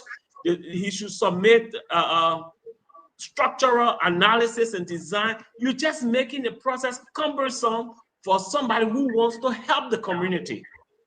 Kanyo, it's dangerous for our democracy. We need to stop this. Let me ask you a question, though. Let me ask you a question. Forget about everything you just said, and just help us. Let's go right to that main point. What are some of your objections to what Gideons said? His reply to Musa Bedete. What are some of your objections, your concern? One, Gideons is not acting in good faith. they are not procuring any contractor for the construction of that bridge because the procurement plan does not carry that bridge. I challenge them to show that. Besides that, he's requesting for requirement from ability that is not normally being requested for from other companies. For example, Popular Works has the testing center. They are able to determine as to whether you need a hydrological report or you need. I'm kind of confused. Anyway, it is the Ministry of Public Works that has the ability to provide. So you are saying that Guinness is wrong. He's wrong, outrightly wrong. So you should allow CMC to do their bridge building, correct? Exactly, and with proper guidance to meet the structural, design for the bridge. Thank you. Guide the process. That's what you should be doing. Thank you. Fubi will come to you. Thank you. Thank you, Joseph. Glenn, let's hear you. What was your take on this? So I want to agree with Councillor Kanyo. It's kind of funny. Everything doesn't have to be political. Everything does not have to be politics. I'll tell you a little story. I'm a part of a small organization, Descendants of Grand Bassa. We're building a bridge between Farmington, right at the bridge there for Grand Bassa County. It took us almost 8 months, and everything listed here, we had to do it. We had to take the drawings. We had to get get Public Works to go and help us to get the soil done. All of those things. It's the right process. But for me to sit here and hear people say what Giddings is saying is wrong, and no one goes through that is incorrect. It's small NGO organization. We had to go through all of those steps. And just like the councillor said, they don't have to tell you no. The letter infers that because you didn't have these things, this is why we are rejecting it. It says that in the letter. That's what the letter says. You can shake your head up, down, star, left. I don't care. Okay, I'll get back here. Please. Wait, let you finish, please. The letter is clear. Read the letter. Sometimes we have to take off the political hat. And then when you come and talk about totalitarianism or whatever, okay, forget that one now. We understand. Totalitarianism. Don't call the people all complicated name. All complicated is total. Totalitarianism that the former representative spoke about. Then you're talking about the fact that the government is forcing people to follow their procedures or to follow their laws. That's not what the government is doing. And then people saying, oh, the government is politically motivated. Now tell me, Musa Belete, being a citizen of Liberia for so long with money, the bridge that he building is not politically motivated. Is that what all these people want us to understand? I mean, let's be realistic. If you work at Public Works before, you know the procedure. Is not because you're not on the same side with Giddings. You come here and you negate the fact that you know what the rules are and you want to speak against it. You say, oh, no one has done it. It is not correct. We got to be able to speak truth to power. We understand if the government is saying no now to Musa, then I hope that they are going to build a bridge that they're saying they're going to build. That's it. But don't come and say, oh, they ain't wait to nobody. What they're doing is a total toleration or whatever the word is, and this and the other. Don't do that. Let's be balanced in our approach. People listening to us, people believe in what we say. Everything doesn't have to be political. All right, Kelly, thank you very much. Guys, let me make this round through. So we'll open the round for questions, please. Let's be patient. Just take your pen and paper and let's go through it. Fubi, let's hear you on this one. Yeah, so good evening again. The last time when Marvin Cole appeared here, I said similar thing that government will probably hijack the project, and we're all laughing and say it will not happen. And today we see that. And look, this is normal stuff. And the Public Works firstly is not acting out of her mandate. So we need to understand that. She's not acting out of her mandate. So Public Works has the right to review all your drawings and approve your work. And for any reason, a public work thinks that you cannot go on because you didn't meet the specification and the standards, public work has the right to stop you. And the issue is that we say, we can all say, we should take politics out of it. No, we can't take politics out of it because government is political. That's the first thing we need to all understand. Government is not a religious organization. Government is political. That's why we engage government politically. And the issue of Musa Bility trying to build bridge is also political. It's not doing favor, free will. It's not a charity work that has been done. What he wants to do. He wants to do a political work that he will get political benefit tomorrow. So if the government feels threatened also by that, the government has the right to squeeze in. So you can't come here and say government is wrong, is evil. No, that's politics. And that's why when you are opposition, you also have to manage your approach and how you deal with government so that you can get some of your stuff done. I'll give you my own story. And if you go to 12th Street today, between 12th Street and New Matadi, there was a footpath bridge linking the island to 12th Street and Matadi. And that place had all through. And people were right to get to their island. Later on, they put some footpath, plank, makeshift bridges there, and round posts. People fell in that water, people even got drowned in that water at some point. So my first time on the island was August 2014. And I saw it, I said, look, we have to change this to concrete. And I worked with the families on the island, the Federal family, and we secured materials up to 9,000 plus or so, and we started the construction of that bridge.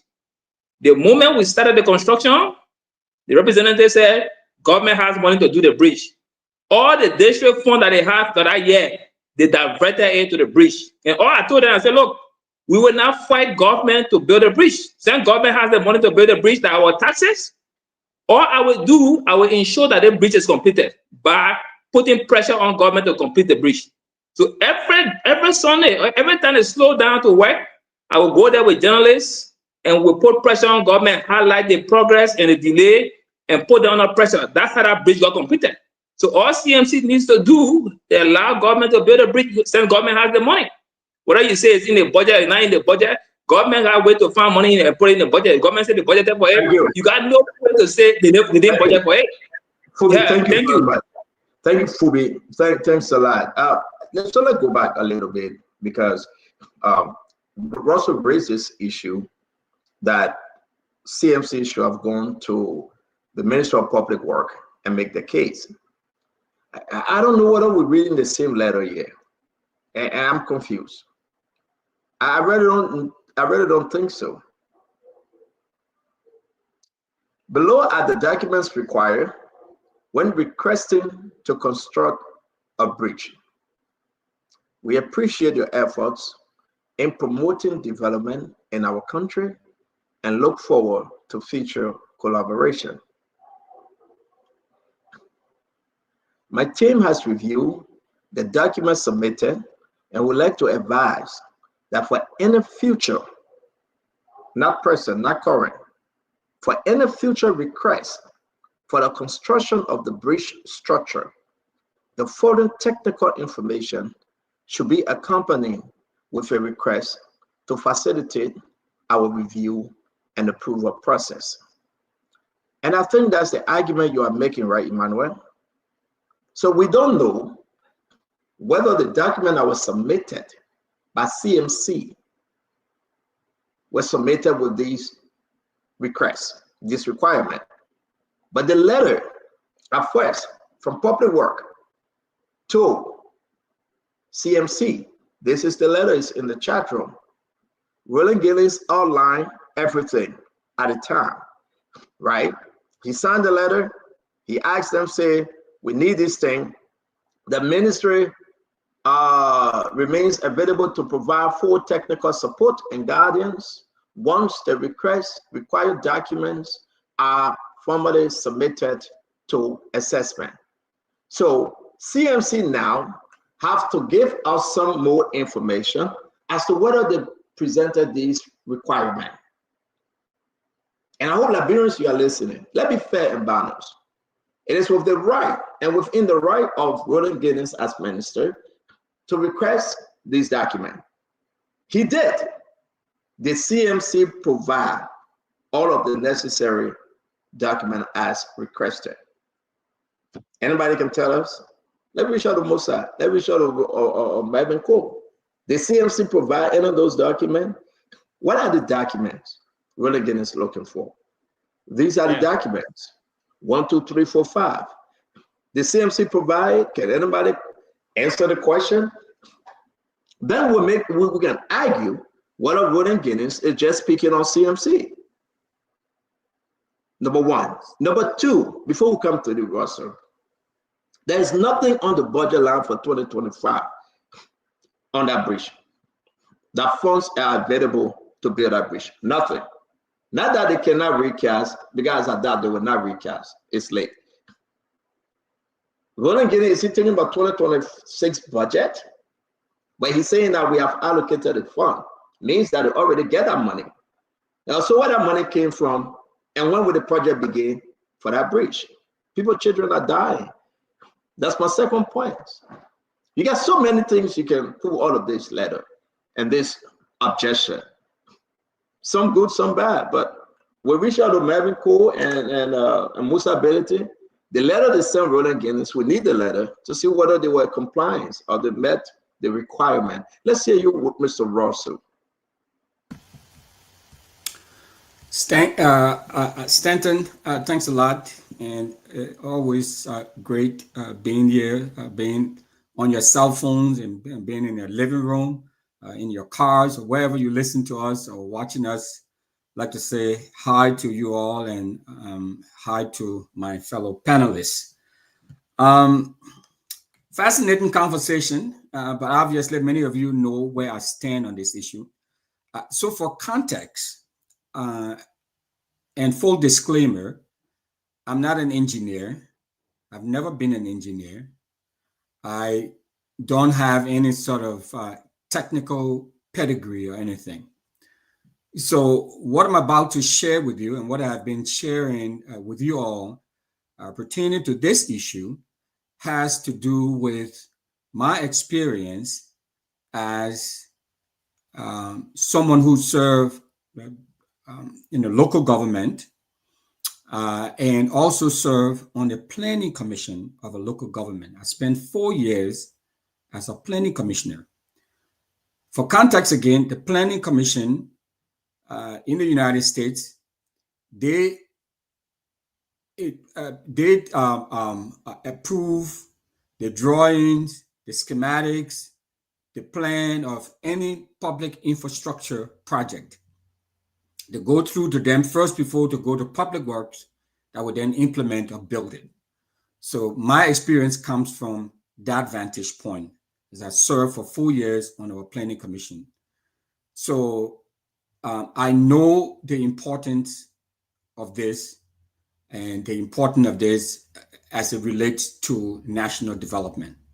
Now, granted, I mean, a lot of people may disagree with me or dislike what I have to say. This is not how you do national development.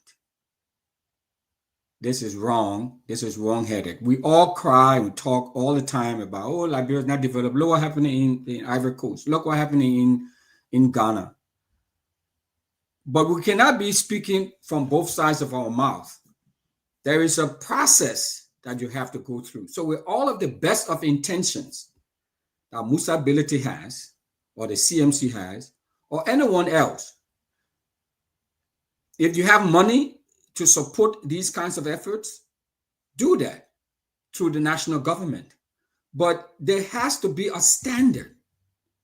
A bridge and a big infrastructure project, it affects all of us. We're talking about safety. We're talking about so it's a complicated engineering marvel. In 2007, August 1st, 2007, in the great state of Minnesota, a major bridge collapsed. 13 people died. 111 cars went in the water, in the Mississippi River. 145 people got injured. You're talking about a country and a state that is well developed, very sophisticated.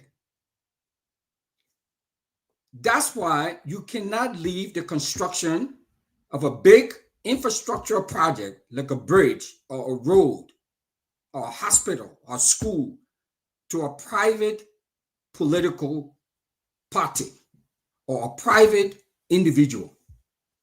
Folks, I'm sorry. This is not how national development should be done. It gives Musa Bility and his party an unfair advantage. It exerts undue influence over the planning, over the contract, over the execution to benefit their own personal interests. So Musa Bility and the CMC, obviously they will be, political. But my only caution is that this has to be fair and equitable. Okay, so too bad it was not done all along, because that's how it should be done. It should have been done a long time ago. But I also think that what if someone like a Prince Moyi or Unity Party, political individual decided that they wanted to build a bridge?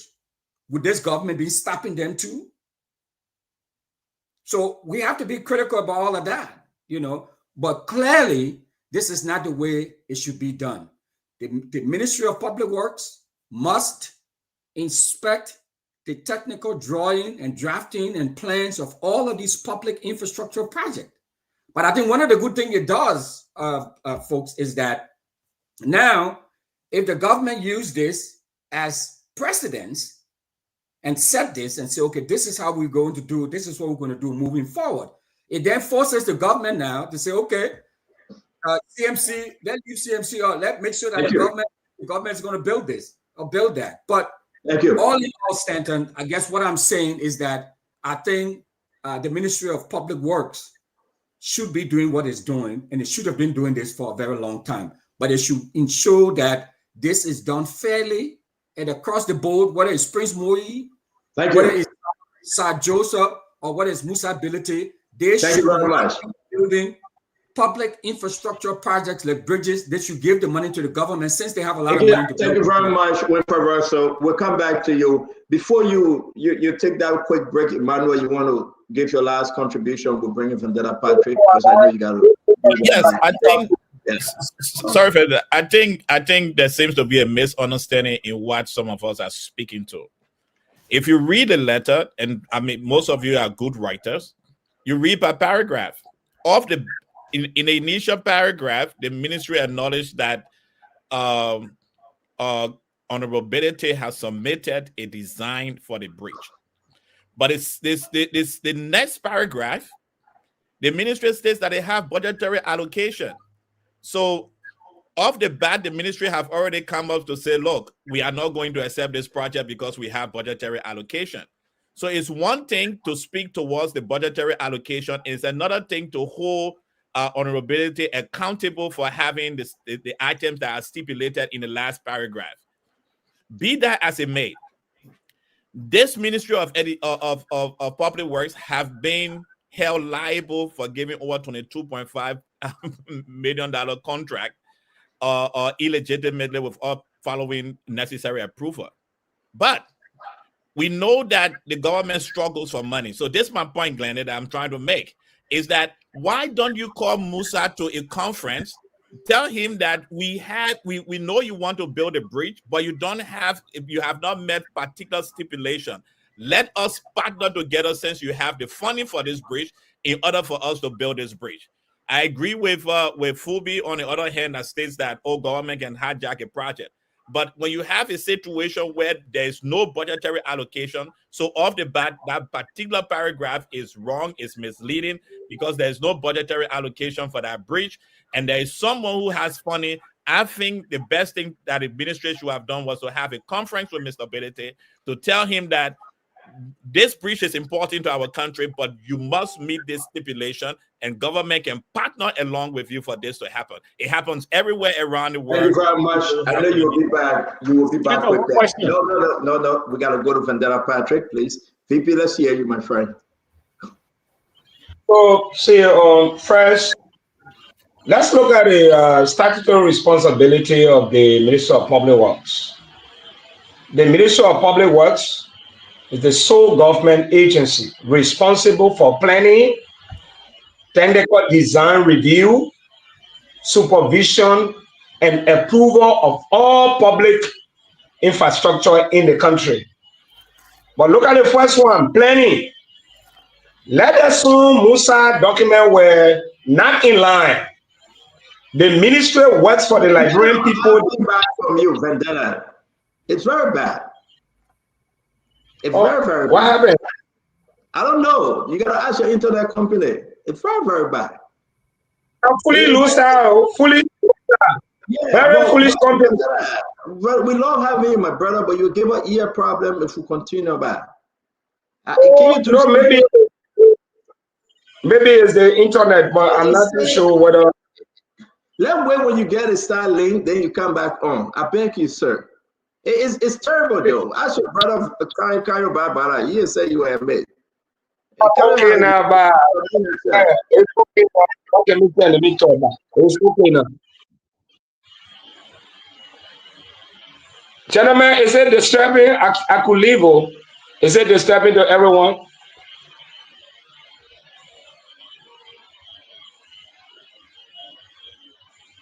Oh God.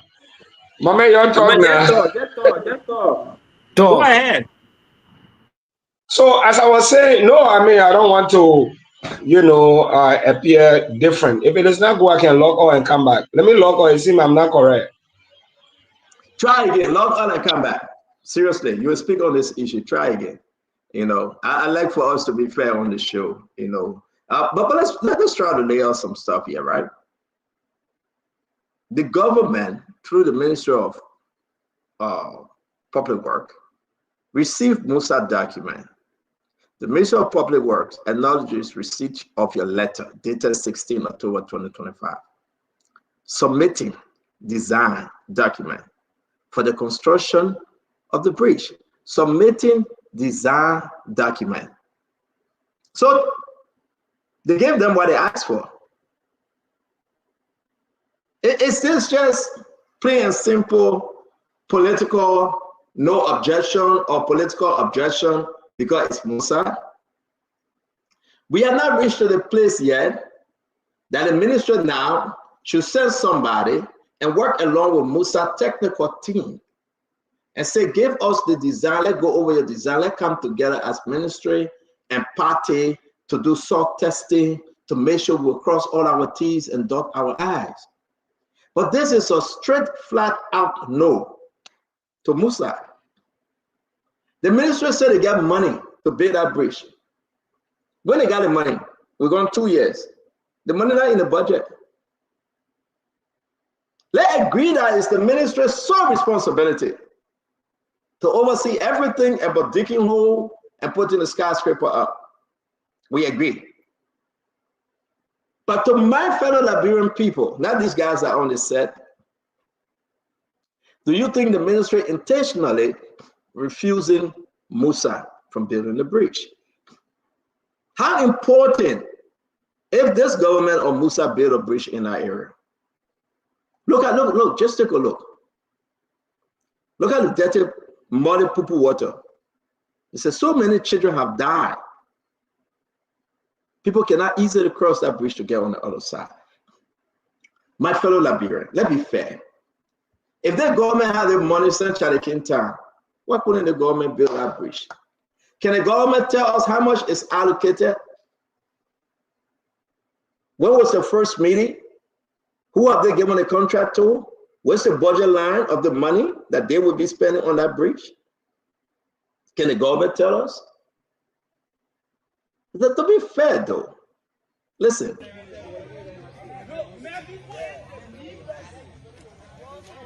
So, good morning. From wherever you are today, wherever you are to. we are in Bon County, and our political leader of the CMC, Musa Hassan Belede, is about to construct a bridge in Bon County District 3. And some of the stories we have heard about this bridge, there are a lot of people that are telling us that there have been a lot of young people dying in this water. There have been a lot of young people dying in this water, and now the CFC political leader, the Musa Hassan Belede, is about to construct a bridge to save the lives of the people. So let's set this thing in order here. The government didn't tell Musa, say,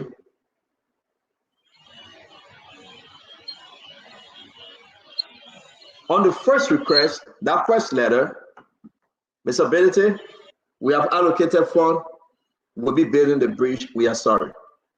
On the first letter, read the letter. The government didn't say that.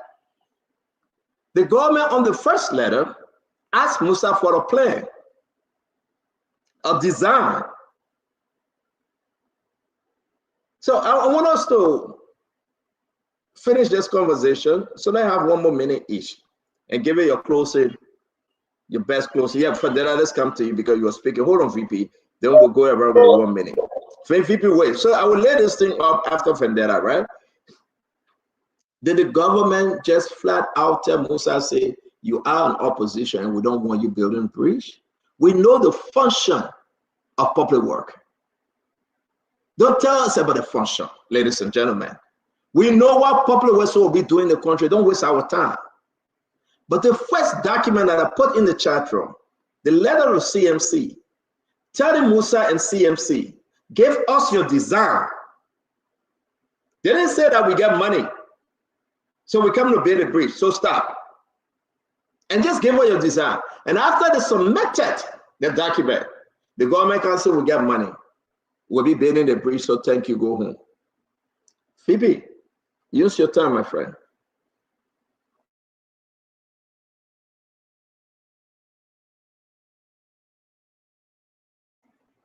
VP, unmute. Unmute, VP, unmute. I was looking at the statutory responsibility of the Ministry of Public Works, and I was really concerned about the planning aspect. That the ministry is the sole government agency responsible for planning, review of technical design, supervision, and approval. So in this situation, Musa constructed a bridge in Nimba. Was he subjected to this same process? Because the people of Nimba wanted a bridge. Was Musa subjected to this same process? And after the construction of that bridge, everyone celebrated. Was the Minister of Public Works involved in this process? Well, I assume that Musa did not have the requisite technical design. But this project is in public interest. It's not going to be a privately owned project. It's going to benefit the people of Bon County. One of the cardinal responsibilities of the government, of any government for that matter, is to seek the indulgence of its people, specifically when it comes to addressing issue, of bad roads. In my mind, and I like to say it clearly, that the Minister of Public Works did not act in full concert with the law of morality. Rather, they were basically involved in legality. Not everything that is legal is moral, and not everything that is moral is legal. In this context, Musa is not a direct beneficiary. The ordinary people, I would have thought that the Minister of Public Works would say, you know what, you submitted these projects, these designs, but they are not in line with what we want. And the cardinal responsibility is to plan. Can we work with you to give you the requisite design? Musa is saying, this project worth $500,000, $500,000. In my mind, we want more projects to be carried on in Bon County or any parts of the country. Say Musa wants to build this, and we have money for this other project. So 2 projects will go to Bon County. Who benefits? The people of Bon County. Musa, we can guide you into the process, construct this road. The money we already have to construct this particular bridge will divert it in another district in Bon County. It's going to be a win-win situation. The end result is the people of Bon County, instead of getting one bridge, they will get two. But if the government decide, I don't want to say government, because the responsibility and what is happening by the Ministry of Public Works, I'm not too sure that people in government, everybody in government right now, appointed or non-appointed people in government, they agree with the Ministry of Public Works. If you go to Bon County now, you ask the people who voted JMB, they are not happy with that. So I think the president, Mr. President, it is imperative to weigh in this process. I know people who build so many things, they went to election, they did not win. This one bridge will not make Musa president in the country. As a matter of fact, one country cannot make anybody president. We cannot impede national development because of political agenda. Let's allow this project to go on. It's going to be a win-win situation for the people of Bon County. Your statutory responsibility is to play. Musa carry a project, it's not working. Let's assume that foreign company come here. We'll throw them away, we say carry your money back because you not get good plan. This is going to be a public infrastructure, not privately owned. So let what with Musa, let a road be constructed. The money Minister of Public Works has to construct that particular bridge, let it be diverted to another area. There are more areas in Bon County that need bridges. That means Bon County will have two bridges rather than one. But this is unfair. Let us think about how we can develop our country and put aside politics. That's what I have to say. Thank you very much, Vendetta Patrick. I think it's also important to note that we are putting the reply or the letter that was submitted to Public Works in the chat room. Did I put it in the chat room? I think I did, right? I think they presented, CMC presented themselves well. Okay, so just read it. I think it's in the chat room. CMC presented themselves well.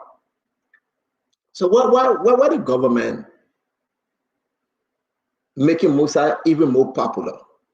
That would be my question, though. I'm hearing that he's going to go to Grand Bassa again. They found a place to build a bridge in Grand Bassa. They're going to submit the documents. They're going to go ahead and cross all the T's and dot the I's and be loyal about it. Will President Boyka say no again to Musa? Seriously, the people of Nema, there was no rejection, no objection. When it came to Prince Moi County, Bon County, Prince Moi told them, say, you say no. And they are saying no to Musa on technicality. And Prince Moi told them, say, you don't let this guy build a bridge. Maverick said he will be running against me for the Senate. So do not allow him to build a bridge in Bon County. I care less when people's children are dying. I care less when 4-year-old and 3-year-old have been drowned in that water. This is about Prince Moi. If you allow Musa to build a bridge in Banga, Maverick will be the next senator. So do not. For any reason. I hear my brother saying, more develop and adapt a new system. Where were you when Sir Joseph and they were all over building bridges? You didn't call us to adapt to system at the time?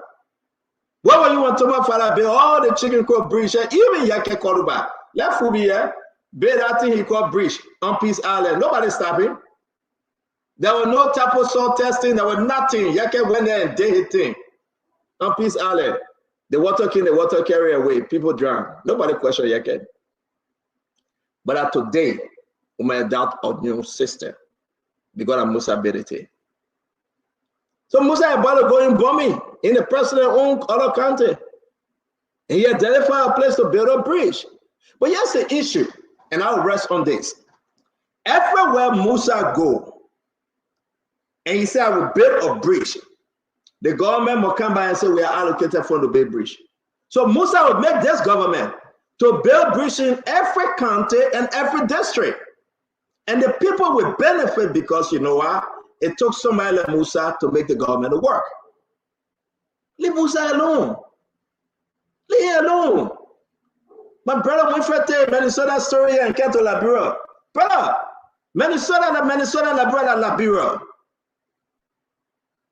But the fact remains, under a CDC government,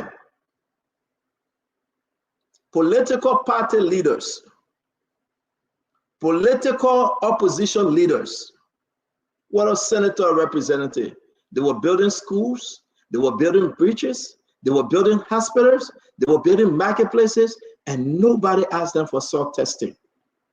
And because of that, they denied them. This shouldn't be a new thing. I think this is wrong. I think the government will readjust, because you know what? Musa is taking them through all the 15 counties, and the government will allocate funds to build bridges in all the 15 counties. I love to see that fight. I say my own, you say your own, the Liberian people decide. But I think what they are doing to Musa Belete is complete political witch hunt. It's complete bad for our country. And the time will come as we march towards 2029, I will tell you that Prince Moi will put his hand up to build bridge, and the people will say, Prince Moi met all requirements, so he should build a bridge. I'm telling you, it will happen. And the very some other on the show will say, yes, the TOR said the man met all requirements. So, hey, get him at the bridge. Guys, I beg for us to move on. We do not have the luxury of time. Can I get 30 seconds on this quick? I became late, my man. You cannot. When we come in the second round, you want to use your time, we'll do it. You came late. I'm not going to take long. Real quick, Kev, please, real quick. 30 seconds, my brother. We always ask, let me say hi to everybody. We always ask this question. You know, you're running to be president. Show me anything you have done for the Liberian people. They ask this question. Everybody, oh, what you not do? What you not do? Hey, Mr. Cummings, you do nothing. Why, Mr. Cummings, all this? Now Musa trying to do something, stopping him. This is for 2029. So to hit it on the nail. It's Prince Moi. It coming from straight from the mansion to suppress the opposition black. Period. This is no game. So anybody who don't do their due diligence and kind and say this, set on good that you put it in the chat room, because I don't think some people actually did their due diligence so that they're stuck. Fair, right? Though we all spoke, let's close up on this. I'm going to start with my brother Conor Gray, and we'll take that round. Everybody, you get your 1 minute. Let's close up on this, and we'll go to the Sierra Leone project. Honorable Gray, what say you about this project? Conor Gray, I'm sorry, you're right. Conor Gray, what say you? Good day, everyone. You see, democracy is magnanimous. It's not only to the prism of certain individual or one person. And there are many ways in which citizens can pressurize the government to perform. Construction, infrastructure, public infrastructure sits at the height of the arrest agenda. What that means is that road connectivity is also important for locals, farm to market road, and so on and so forth. I will urge Mr. Belete to also employ an acceptable standard also in politics, which is a pressure group. He can use a pressure corridor to make sure that government comply to the needs of the people. There's nothing more compelling than a bridge connecting one community with another, especially where there have been fatalities in the past. The data exists.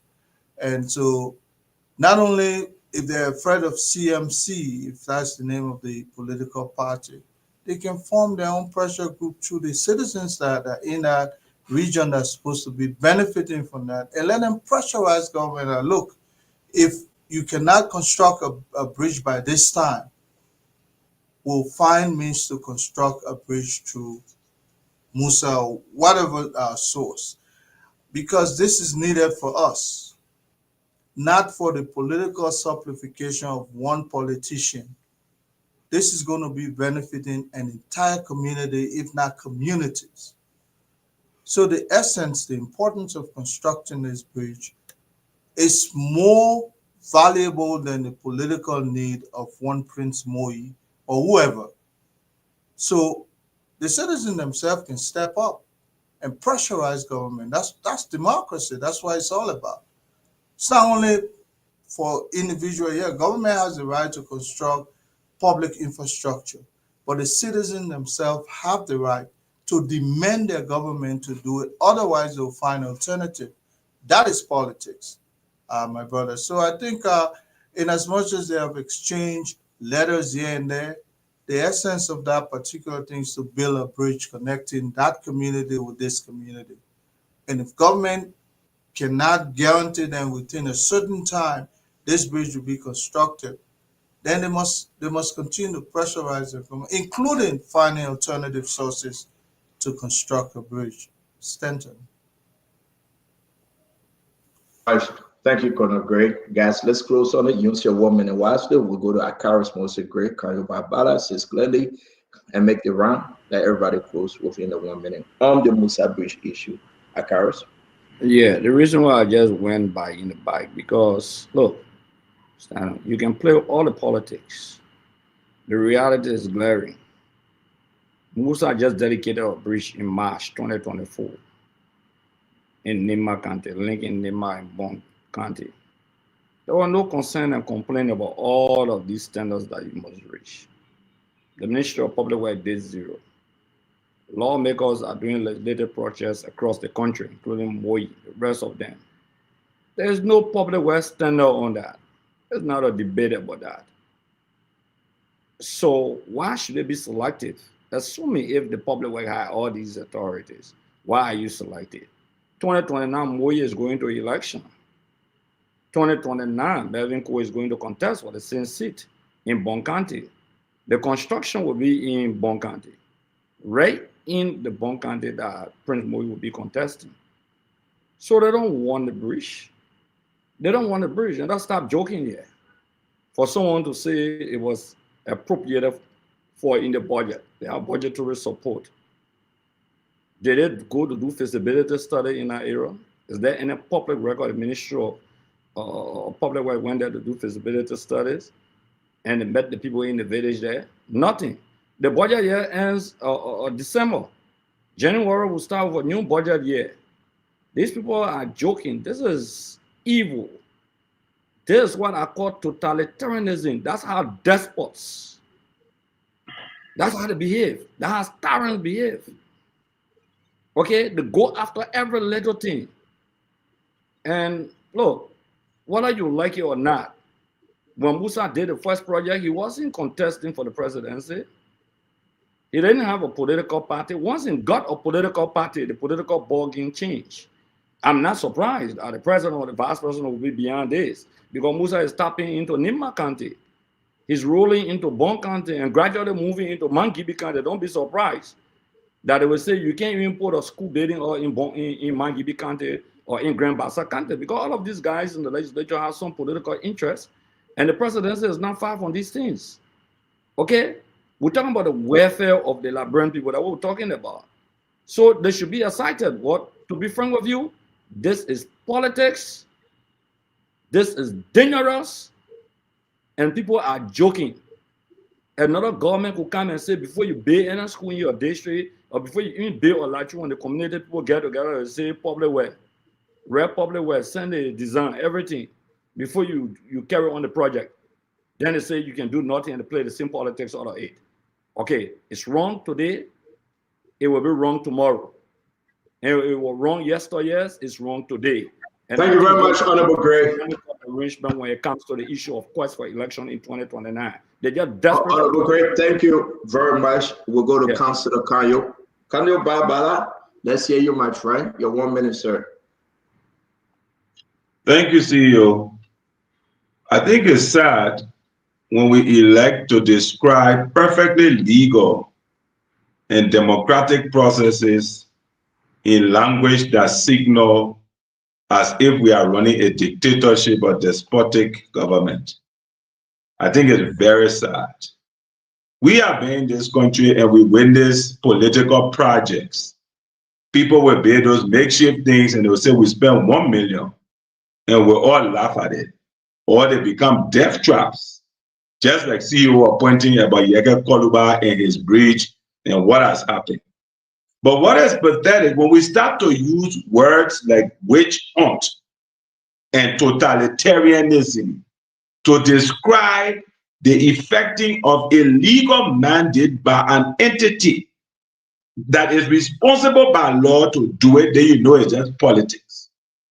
We can pontificate all we want as to the motives behind the Ministry of Public Works saying, this is the law and this is what you must follow. Stanton, when Brother Russell gave an example about the US, I was very surprised that you dismissed it. Like you said, this is Minnesota. You know, let's forget about Minnesota. Don't bring it to Liberia. But that's the kind of attitude that has Liberia what it is. Because we don't want standards. Minnesota standards should only apply to the US. In Liberia, let there be jungle justice. Let anybody be any breach anywhere under any specification, anyhow they want to, without regards to regulation whatsoever. Let people put churches behind people's house, blast music. Once I go up, they can disturb anybody. Let open nightclubs in the middle of the street where they have schools, because at the end of the day, everybody free to do something. Otherwise, we impute political motives. Nobody disputing that before people may have been reckless to do these things. But the question we should be asking, is it right? Is the action of the Ministry of Public Works a contravention of law? Is it against the law? Have they done something wrong? Absolutely no. And if they've done nothing wrong, then our duty is to say that this standard must be upheld going forward. Instead of saying, let's open the floodgates and let's violate the law because we want people to do anything they want to do for political reasons. I don't subscribe to that. If we want to build a country that is serious, then we must uphold the rules. And the idea should be going forward, let everybody conform to the rules. Going forward, if Musa won't be in bombing, he won't be in Nimba, he won't be in Cape Mount. The rules are there. Ahead of time, submit the things to Public Works and get a clearance. And if you qualify to deny you, that's an issue. Then it becomes despotic. But if you don't qualify and they deny you, then you say, oh no, you are despotic. I don't get it. Thank you very much, Councillor. It's good that you say your own. Chewose, let's hear you, and we'll go to Sis Clearly. Thank you, Stanton. And Kanyo, it's a logical fallacy if you take somebody's strong argument and twist it and then attack the weak version of that argument. We're not saying here that we should build bridges without Public Works approval. No, that's not what we're saying. We're not saying that anybody should go anywhere and build bridges. The standards are there. Public Works must reach the approval of every design, the drawings and everything, before you can construct the bridge. We agree to that.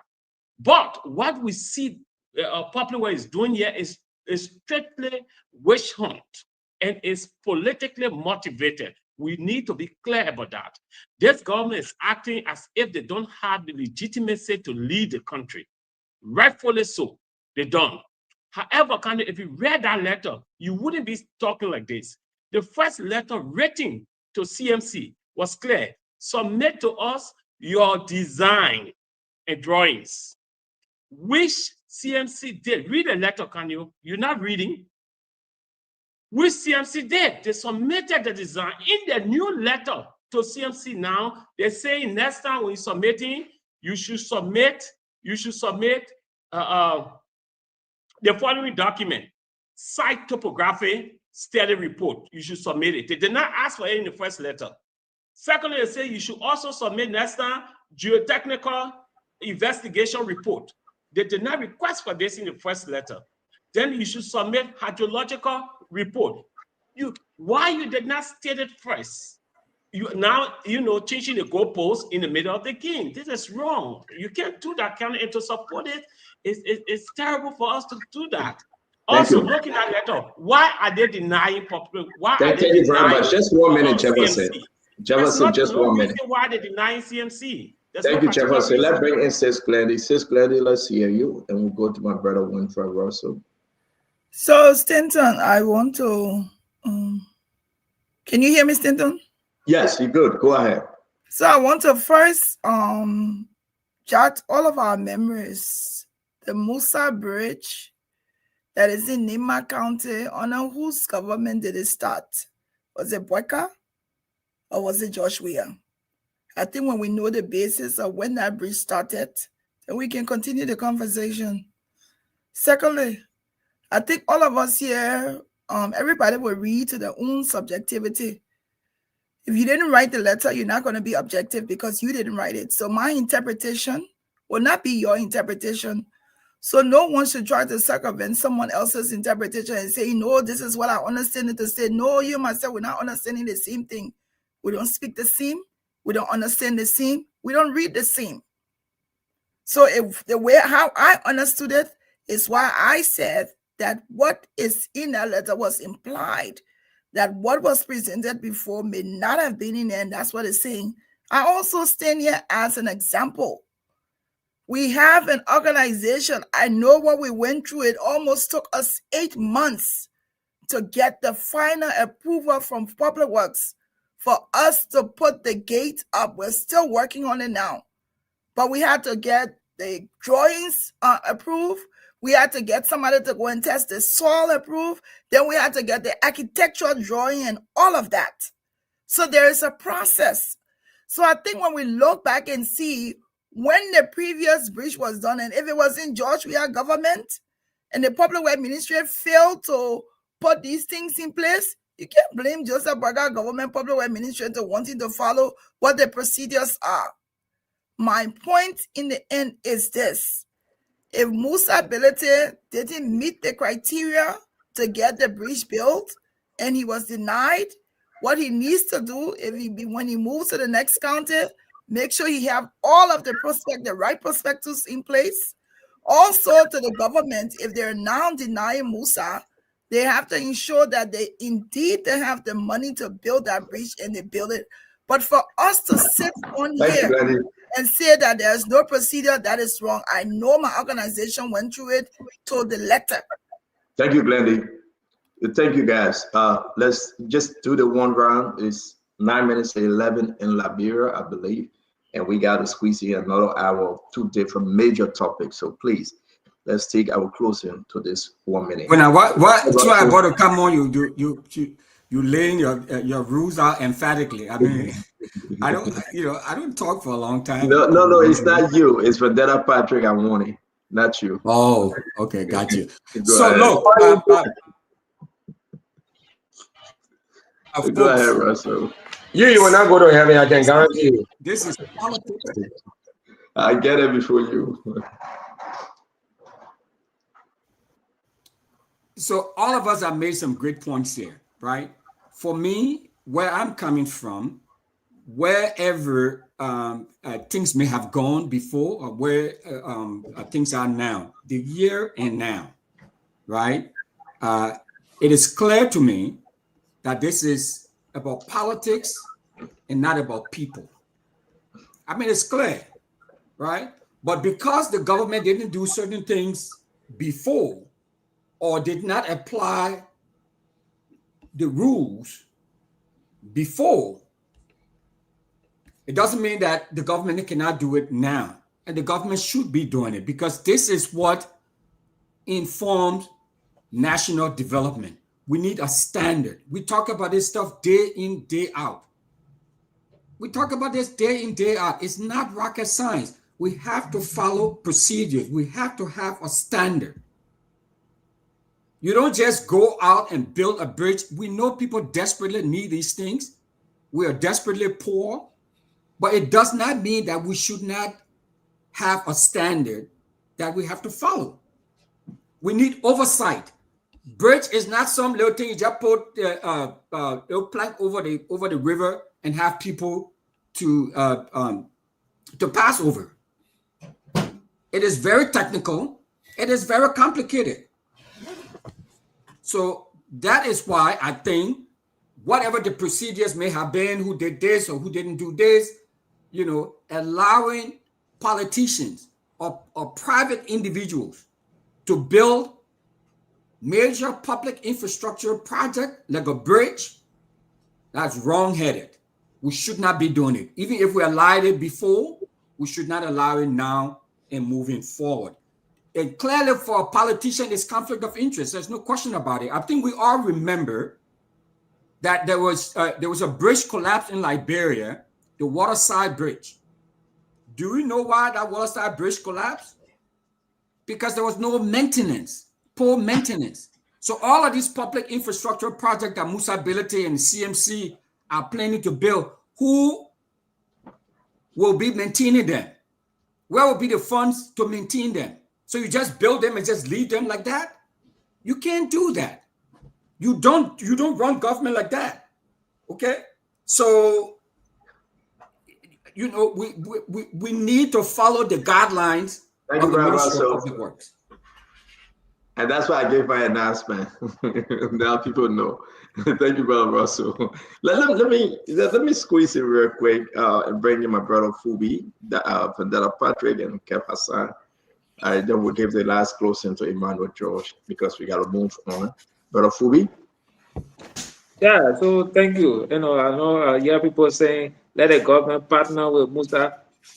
Musa is a major contender to the government in 2029. You hear all his statements. What kind of partnership you want for him and government to do? They better stop playing. Oh, it's not political. It's political. It's going to be political. It will not be religious. It will not be charity. Government is a political entity and it will handle things politically. We got to get that clear and understand it. It is not only about the people. Because, yes, the people want Bridge to work on good, but Musa Bility and Melvin Cole also want political credit to win 2029 election. So they got their own benefit inside. So it's for both, so that both way, two-way street. So if the government feels threatened, because you heard Musa Bility when this guy bid 5, I will bid 20. And so it's an open challenge. So government also going to fight back. Government not going to sit down and clap for him and say, oh, yeah, what you want to go and do it? No.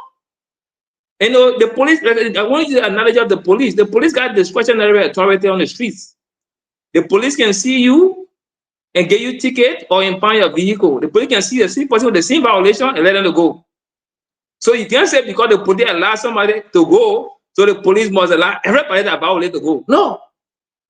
The police got discretionary authority and they will use it. Government also has a discretionary authority. Government ignore some bad project that took place before for whatever reason, but government also got a right to stop it when they see the right to stop it. So we got to understand that. So there will be no way the government will partner with Musa Bility for any reason. We can twist it any kind of way we want to twist it. Everybody here that's speaking, we're all speaking about different political side. Those that support the government will see the government right. Those that are against the government will say, no, the government is not doing well. The government for the people's sake. Vendetta Patrick, you're a politician. You know that. I can't agree you're a politician. I just gave you my example when Muna fought me for a bridge.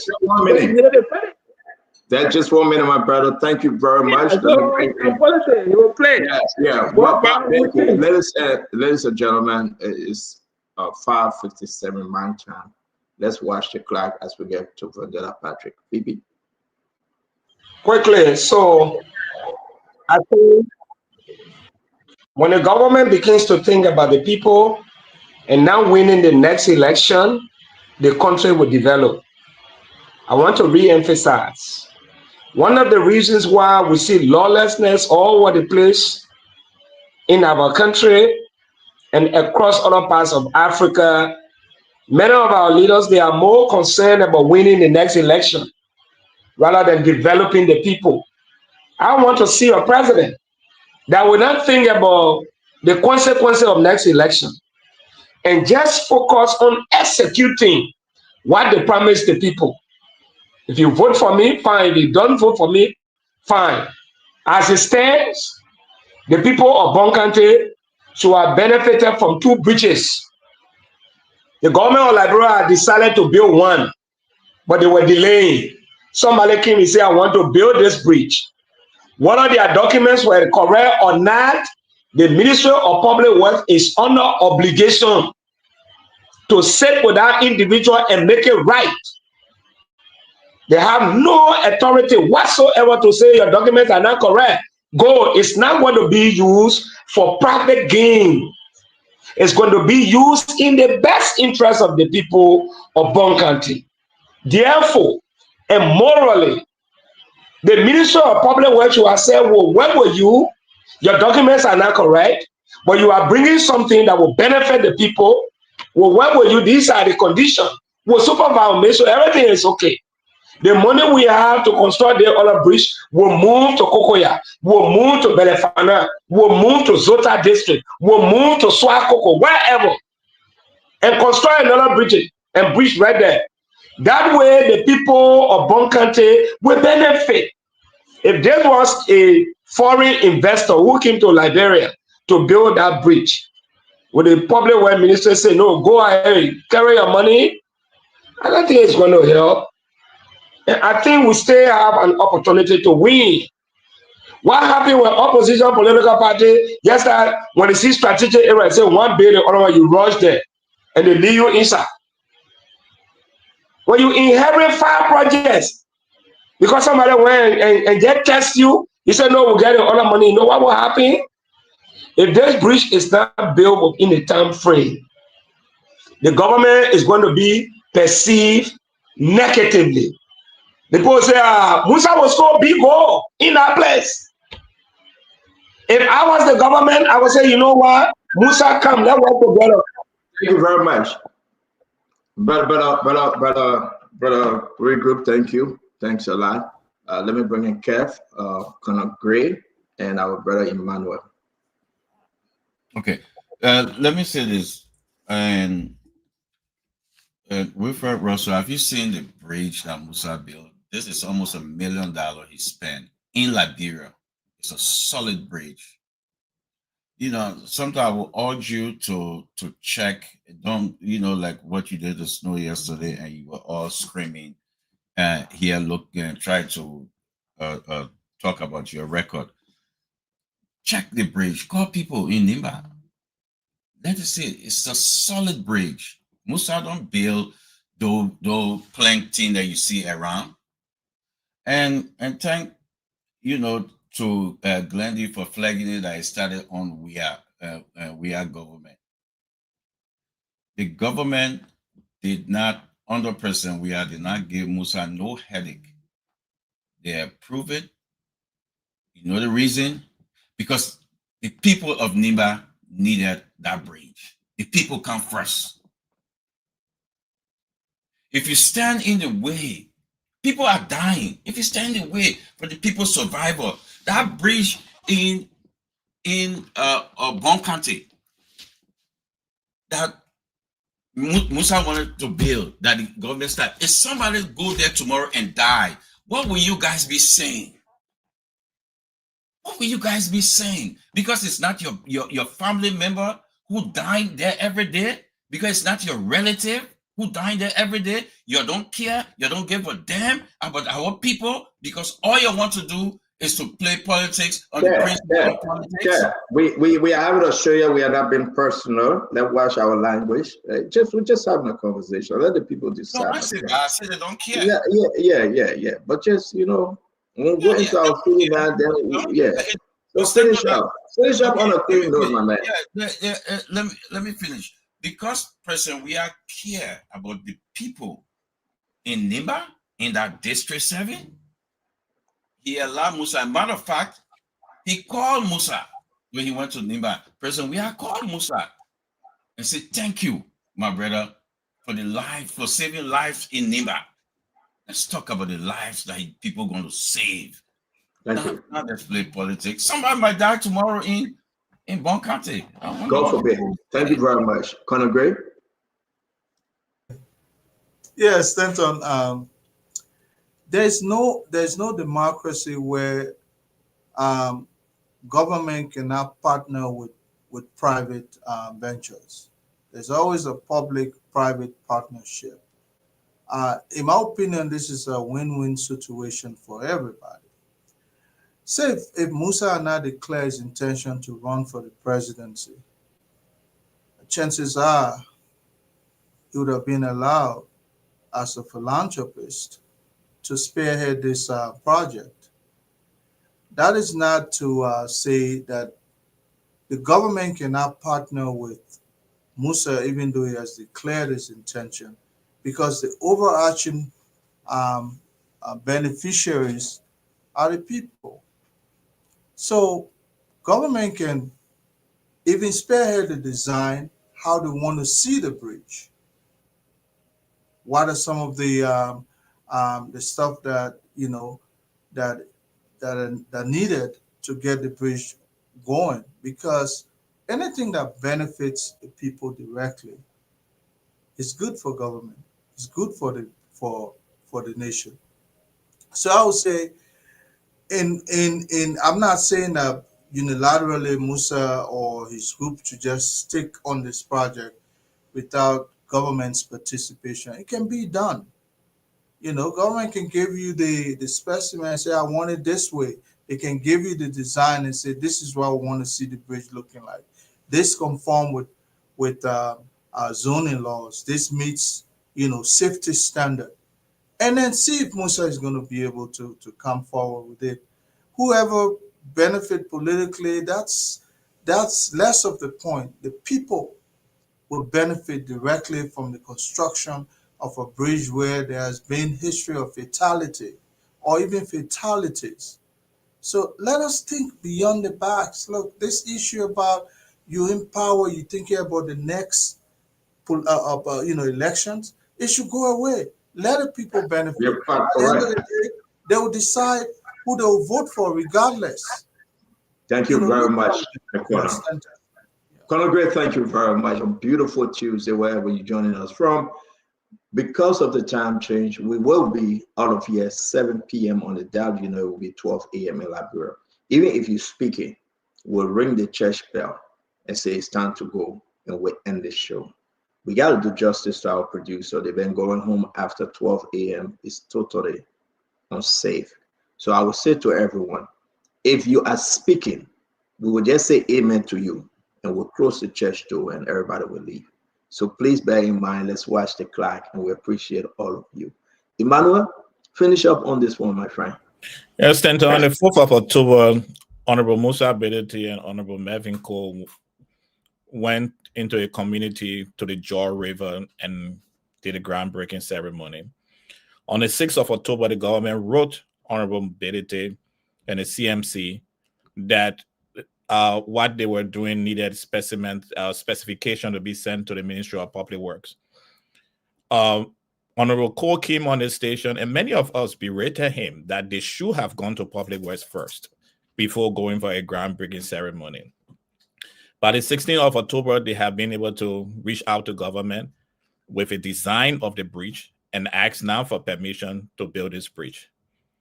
Now, on the 6th, when the Minister of Public Works wrote to CMC and Honorable Musa Bedete, did they not know that they have budgetary allocation for that bridge? Why did they ask for design when they already had the money for the bridge? But a few weeks later, they are telling us today that they have budgetary allocation and asking for things that they did not ask for before. This is close to being political. But while we struggle with this, there is a farmer and his children that come breeding season will have to cross that river, and it will become a major obstacles, and some of them may lose their lives. The Liberian people should come first in every decision we make as a government and as a people. Many countries partners with private people. This government could partner with Honorable Musa Bedete, give him the specification that is needed, and support him through that process. But I will conclude. It is our duty now for those of us who are panelists on Spoon to follow the government. Since the government says they have the money for this bridge, we'll follow the government so that we can see that bridge in the next couple of months. Since they have the money already, they should start the work. We look forward to Honorable Gideon starting this work in about a month or two, and we look forward to the groundbreaking ceremony for the bridge on the Jaw River. Thank you. And I will close on this in my 1 minute. If this was a Sierra Leone investor, a BM Sierra Leone investor from Sierra Leone, the government will be happy to give them that bridge to build. This is a shame. If there's a BM investor from Sierra Leone, the one that said they would give the $364 million contract to the man, he ain't got no money. He wouldn't be able to pay his debt to come and build road. They'll be happy to usher him and let President Boyka go there to break ground. Why are we dividing our people? Why are we bringing this division in the government? Who cares when Musa want to build bridge? When Russell, you asked Musa to go to public work, he did. You asked Musa to submit plans, he did. And today the government know that they get money to build that bridge when people were dying, children were dying in that river. It's a shame on the government. It's a complete mess. Have this government built any bridge in Bon County? Even the one that just happened in Grand Bassa, they're still fighting to finish it. Can the government show you any document? 2 years? I can say to you guys, that bridge will never ever be built. 2029, we'll find another story. Because this is pure political envy. This is pure bad for the people of that district, that county. Who cares, Honorable Gray get up today and say, I want build bridge? Let them have build bridge. Once public welcome and say, yes, we look at your design is unique. But who behind that thing? Prince Moyi. That the man that set on the budget, waste means and finance and committee and whatsoever committee you own. That the man that can allocate money, you don't tell everyone again, say we'll give you money. Don't tell the people today. As a matter of fact, that thing will put money in Prince Moyi pocket. It's a disgrace. Our country is not going anywhere with this small. That's why I told Winfred Russell, you talk about Minnesota. Minnesota is unique. Minnesota has system. Minnesota don't go after Republican and Democrat. I don't know where you say Republican, Democrat, CDC, or Unity Party. I don't know. But Minnesota is so unique. They got system. You will go right to the township, the municipal building. You go to this building place. They say you need, how you call this thing? Occupational certificate. You go from one window to another window. You want to get a person the money, say, no, I'm not making money, go to that window. But you know that, everybody know that here. You can't do that in public where you want to get a person money, will eat it. They tell you, say, yeah, we'll get a document ready. That's the thing you can't say, Minnesota system. Minnesota system won't carry all the one car that go to Labrador, we can't find one of them. All the car that you advocated for to go to the Labrador National Police, they get to the girlfriend and boyfriend as an escort car. We can't find one of them. You want us to talk? They say, Minnesota system in Labrador. The system needs to be unique. When it comes to opposition, then you say that the American system. When it comes to imposition, then you say that Labrador thing. Which is which? Opposition Musa building one big bridge. You want to keep Minnesota system. When the imposition of building the bridge, you say that labyrinth, let it build a bridge. I mean, you show your head tired when I'm telling you. This is wrong. This is completely wrong. The government is after Musa ability. I can beat up Musa ability on the show. Prince Moyi, Emmanuel Nukwe, destroy Musa ability 35%, 11 with 2 cents. Only 2 cents the man won't build bridge. They said, no, you will not build bridge. Just because the man open a mouth and say, I'm running for president. The man went Babadoo to build bridge. They said, no, you can't build bridge. We'll build that bridge. What happened to the bridge in Babadoo? What poor Kennedy? What happened with that one? The government said they will build it though. That bridge number 2. The one in Banga and the one in Babadoo. Musa said, you go to Grand Bassa. Musa will put the people in charge. They will promise election time. They will not do fiaco. Because what will happen? Musa will soon run to Sano County and say, you're going to build a hospital. The government will say, we're going there, we're going to build a hospital. That Musa will tell you to build before you build. What a disgrace of a government. That's a shame. That's a disgrace.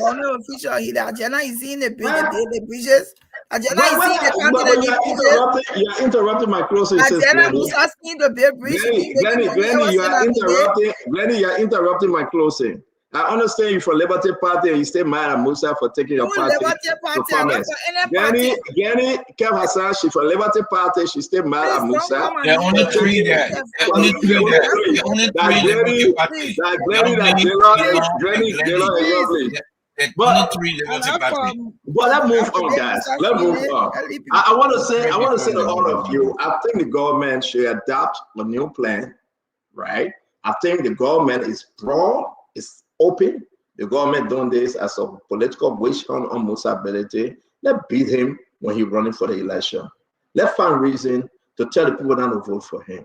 But if you want to be part of the community, don't stop him because you feel that he will gain favor with the people. You can stop Musa. The man is willing to spend $1 billion in each county. You can stop him. You that get the money, go spend your own $1 billion. Musa will build more bridges. He will build more roads. He will get involved with clinics and hospitals. And the people will decide. We can beat up Musa on the show. In less than 6 months. Everywhere you go, that Musa, CMC. In less than 6 months. Seriously speaking. A man from nowhere, just everywhere you go, they know certain people. CNC. Look at our own Pape. How you call him? Sam Jackson go hustle too. He get contract. Musa is open door. Come as you are. He reject no one. If you get close, he will put close on you. He said, therefore, go ye into the whole world and preach the gospel of CMC. Come as you are. If you can drink, come. If you can smoke, come. If you can fornicate, come. Musa saying, if you were party or no party, come. If they suspended you, ANC, Chifubi, Henry, come to Musa. Federa Patria, if you're frustrated with your own political party, come to Musa. Musa is open season and open door. And you're laughing. The man is third in line. Where you get Unity Party, CDC, that Musa knew with Yeri. We got to be careful. But see, why you coming to you? Yeah, it's in the hospital ground. Why I can go for that? I don't like calling your name on the show. You have not tell me yet. Bridgegate. Yeah, Bridgegate. But let's bring in something which is so important. Thank God for the great conversation on Musa and the bridge. We wish him well, though. And I know Musa will go into another county, and that will be another problem. We want to say to all of you, you can join us on Voice of Liberia, on all of our relays, on Fabric, on Spoon, on Super. We want to say we're trying to get better, right? We're trying to reach in your homes, in your villages. We recognize all the old man and the papina in the interior that under the tree right now listening to Spoon. You must call your name, we'll send a shout out to you. We hope and we pray that your Christmas be better. All right. So let me what happened to the station in Torota, Stanton? Yeah, well, let's say off camera, and I'm running to the other conversation. We don't have enough time. Yeah. So this is a gentleman, this guy, Pavi 4. That's the company name. His name is Alamu Sanu Barry. He's a Sierra Leonean. What you saw today, when the lawmakers were arguing today, it was about this guy. This is him. This is Alamu Barry. If you go in the Sierra Leone chat room, you know they're getting closer to election. A lot of people, the allegation on this guy that he was awarded $60 million, and I'll put out the text messages, and he cannot explain what he did with the $60 million in Sierra Leone. He cannot. This guy, I want all of you to see him. This is the man that Mamaka Bedete, Roland Ginnings, and some folks from the finance ministry brought to Liberia to give the contract of $65 million to for the road project. This guy, all Liberian, his name is Alamu Sanu Barry. He's a Sierra Leonean. He had very close relationships with some folks in this government. It will interest you. They did all. I hope I put this in the chat room. Letter of intent and request for no objection to utilize single source procurement method for the upgrade of 313 kilometers of selected mean primary roads in 4 counties in Liberia through granting of a concession to Pavi Ford R. Associate Inc. Dear Mr. Johnson, Budget Scott Johnson. Let's read the letter. It's in the chat room, please do. The government of Liberia, through the Ministry of Public Works, seek approval for the adoption of the single source. This single source in the government, that's a magic word. That's a magic word, this single source. The government, this government, hate anything that will come in line with competition. Give it to the person, sign the paper, let's go ahead. We don't want to waste time. Read the letter for yourself and understand. Now let's just get to number 1. St. Paul Bridge to Clay. Clay to Bow Waterside. Clay to Tottenham, Mandina to Raversport. Broadway to Bakwalu. Tottenham to Bakwalu. Take note, I'm begging you. This is in the chat room. Go over it, take your time and read it. Something begot something and nothing begot nothing. This is getting terrible. Let me give you this. The government, 146 million, Paragraph 4, 218 million. So all the talking people were talking, right? Look at the methods of payment, the contribution for government of Liberia foreign sources, and the contribution from Pavi for our associates. Just take a look at this and understand that again, we are about to destroy our country for the very, very far, far, far future. I'm going to put all these documents in the chat room. And I want you to understand there's a reason why this government want to do business with this guy. Now, take the name, put the name in your Google search, put the name in your AI, and see what kind of person is this with a huge allegation of criminal background. And tell me, I'm not going to do it for you. AI allegation, Google search allegation, and the people say from Sierra Leone, they are getting frustrated. And just see whether this government should even bring this guy closer to our country to talk about building a road for $364 million. My fellow Liberians, we are in trouble. Read, read, read. It will only help us.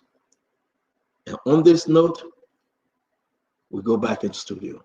My brother Emmanuel George, you follow this thing. Before you speak, let me play some of the question and answer from the lawmakers. Okay,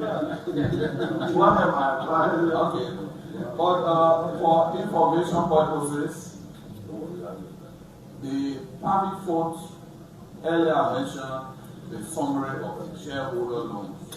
And shareholder loans doesn't necessarily mean shareholders coming up immediately with that amount of money, but they can give us some of their either through recapitalizing their shares when there's a call for cash, or they can give us some of their dividends, or they can agree to take loans that are distributed proportionally. This is a proposal that people mark and Keystone proposal when they said it rejected. No, this is different. It's different. How is it different? Okay. This is a complete BS. Bachelor of Science. You listen to this guy. That's your deputy minister from the finance ministry, that Minister Myers. Listen carefully to the deal that they are bringing to Liberia and exactly why in it for Liberia, why in it for themselves. I'm not saying why in it for yourself, guy. Take a listen again. I will play all of them today.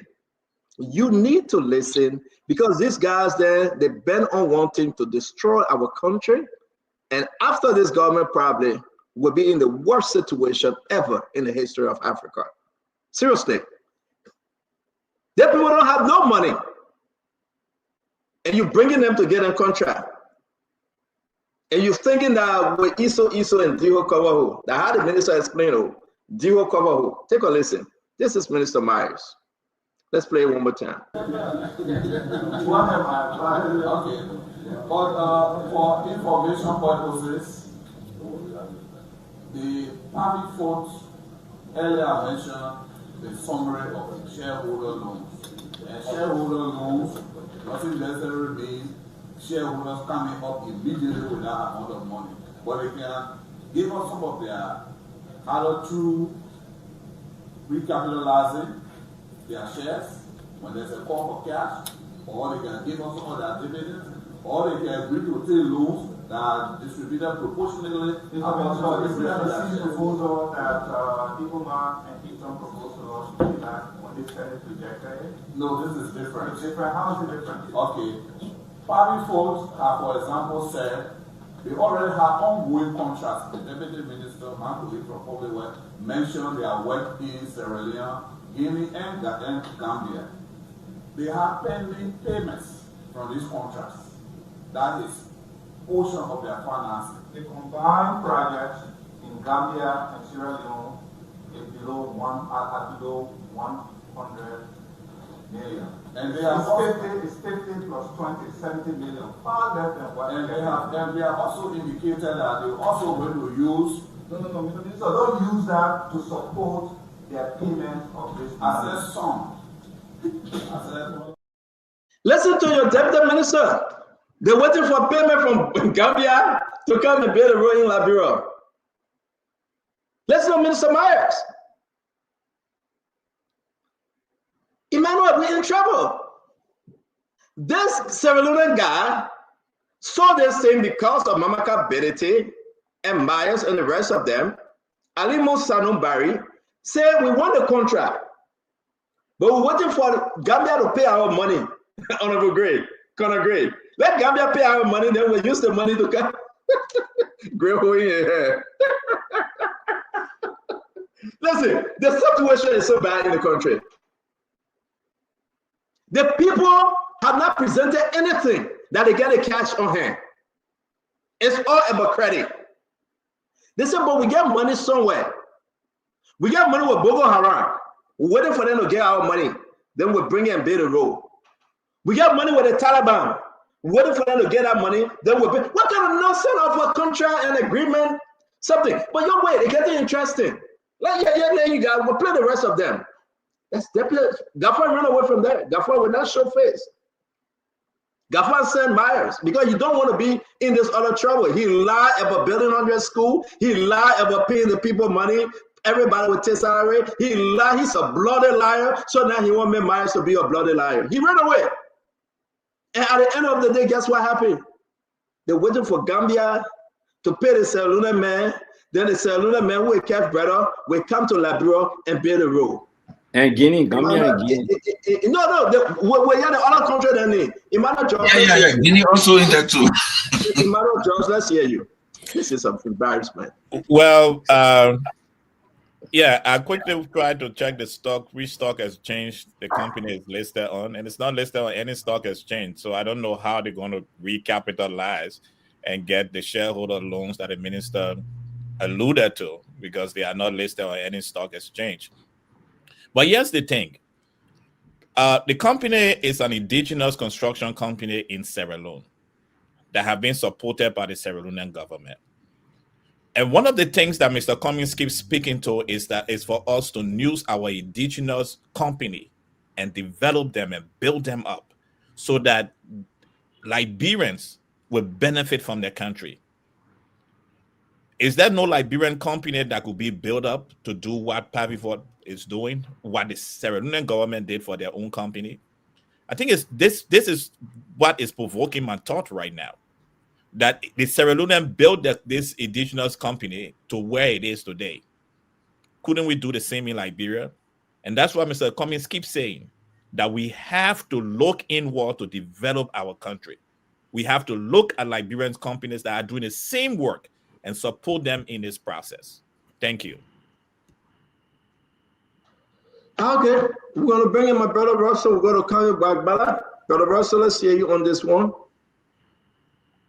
Yeah, thank you, Stanton. I was trying to do the math, and and you caught me while I was trying to crunch these numbers. But again, I mean, I agree with Dr. George that I'm sure there are a number of Liberian companies around that we could have looked to and you know, just go through our procedures and get one of them you know, to do this. I mean, this is a lot of money. So 313 kilometers is equivalent to about 195 miles. So 195 miles is the equivalent to 313 kilometers. I don't understand why we have a dual system of measurement regime, why we don't put the equivalence there, but that would be the equivalence of 213 kilometers is equal to 195 miles. And 1 mile, which is 1.6 kilometer of paved road, is $1 million, Stanton. So again, so what is the total amount? I was trying to find it when before you called me, to just want to see how this stuff, you know, adds up.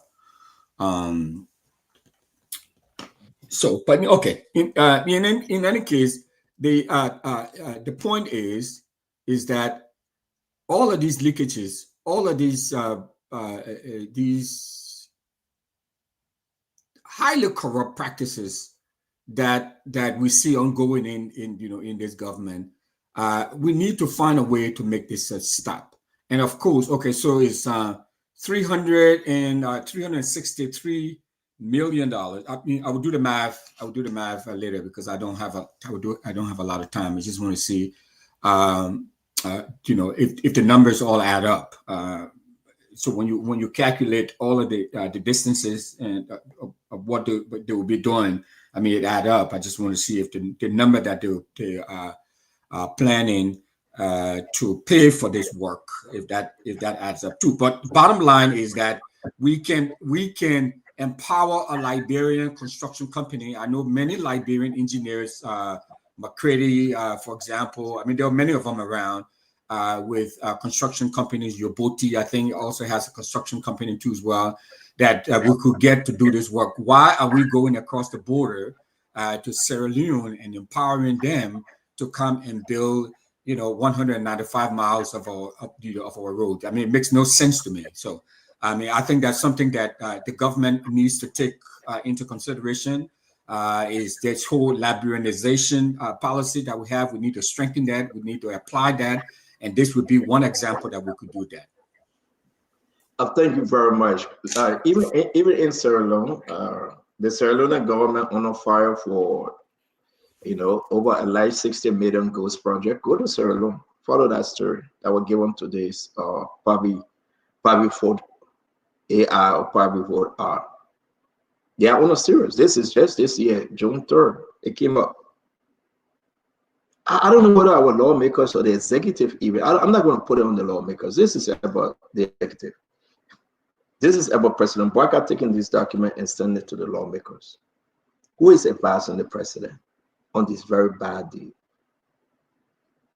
This is about President Bouakai taking this document and sending it to the executive so that President Bouakai, and I know people will get very with me, who is Pavel Alimu Bari, to come to Liberia when he has caused problem in his own country of $60 million unaccounted for project. They're telling us he got to work for Guinea, he got to work for Gambia, and he got to work for other people to pay his small debt. But they gave him the no objection contract. Conagray, let's hear you. Not Conagray, sorry, I carry screen. No objection contract. Give it to him. Let him eat and let those ministers and other people in government eat, and the Liberian people be in this for a lifetime. Talk to me, Gray. Look, Stan, I just relaxing and I'm laughing. The reason why I'm laughing because it's very difficult to back wrong. Extremely difficult, if not impossible. If you read the history of that man from Sierra Leone, Barry, the New Age newspaper and the Calabash newspaper reported that he was given $60 million by the State House. That includes off-budget spending on ghost project. They use the word ghost project. You can't find the projects anywhere. Because of that, it's even alleged that the IMF had to do temporary suspension of fundings between the month of March to April in Sierra Leone. There's a report by two credible Sierra Leone newspapers. There's also another allegation of his inability to pay services, bad labor practice. You can't find the projects that the state will pay him for. In Sierra Leone, if you look at it, there's something technical start on. I want you to put, look, the Mandina to Rawaspo rule. Why is it in the project? The Ministry of Public Works needs to explain. That project is given to SSF. Stanton, have you followed the development that the Mandina Rawaspo rule about a year, almost 40 weeks ago, the Spoon placed it on their page. Different journalists were reporting that that rule should have started, in fact, this March. It was a done deal. Equipment, everything had been moved in. The public record we're discussing. We're not discussing opinions here. So why is the Mandina to Rawaspo rule captured in this other new agreement when this government have boasted that there was an existing agreement? In fact, the SSF, they got a plan, they covered everything. The public work paraded on their page. Go to the public work page and see the Mandina rule. Go to the Facebook pages of other people. Ministers of government, appointed officials, then parading that rule that the government gave the contract. So why is it included? I didn't hear any senator asking that question today. Okay, I mean, unfortunately, I got to one of the senators after he said there was a concern also about that rule. The whole thing is just a pure criminal cartel, like the yellow machine. From $80-something million to $21 million. It's an organized criminal cartel arranged from the executive mansion itself. That's what Stanton and Law when you say we're not blaming the lawmakers. We're looking at the executive mansion now. An organized criminal cartel of $364 million United States. I said 363.9, according to what I listened to today. So around $364 million United States dollars. The guys are saying we can only do 60%. The Liberian government said they will do 40%. Out of that $364 million, that are 40 Liberia, 40 Sierra Leone company, 60%. What is disgusting? They asked for the source of funding. Look there, $146 million that the government will take that responsibility. They pivot for. They organized BM firm. We take $280 million, total $364 million. Can you imagine? Total $364 million. Not only that, just less than 30 seconds. Not only that. What is of interest, and I will reiterate, to put the Mandina to Rawaspo rule into that. It raises that moves on, Greg. We'll come back to the minute you get a contract, $100 million. Let's give others the chance, ladies and gentlemen. Let's hear you, Councilor Bala. Let's hear you, sir. Thank you, Stanton. I like the way you can be the last to speak. Then when you speak, you know, when we talk 1 minute, you talk 10 minutes, and you blast everything we say, you just close it. I always see you having a private show, so no problem. You can go correct me on your show, my man. No, I don't have a private show. I do a little podcast every Sunday. You know, then you come back for 10 minutes, you blast us. Today I see a Carlos just laughing, Jeff laughing, Dr. George laughing. Every time you say that, they just laughing. but but this is what I would say, right? And you know, one of the things I like about myself is that if we are 10, 8 can go one side. If I'm convinced about the veracity of what I'm about to say, I will be among the other 2 who will go the other side, because that's the right thing to do. And as the philosophers say, there is no safety in numbers. Just because there are many on one side does not mean what they are saying is correct anyway. So I will say my part. All right, it's important for us to draw the objective line. This is a public-private partnership. What that essentially means is that Pavi Fort should put in money, the government should put in money, they will build, operate over a period, raise their profits, transfer to the government at some point in time. For this deal to work, Pavi Fort has to put in its share of the investment. The question we should be asking right now is the proposal that is before Parliament, which I doubt Akaros Gray has read, which I doubt anybody on this panel has read. The proposal that is put before Parliament, which we should read, does it demonstrate how Pavi Fort is going to finance its share of this particular investment? It should communicate that. And CEO, you are the one who good, you know, you the CIA, you are the one good at getting documents. So we should get that agreement and establish whether Pavi Fort has the financial wherewithal to invest as it should before we start to condemn it. Play the clip back. The second thing, but why is Akaros interrupting me? Because the minister said that probably you are not listening. Akaros, why you interrupting me? Interrupt the honorable councillor, sir, please. Yeah, but play the tip so you can listen. All right,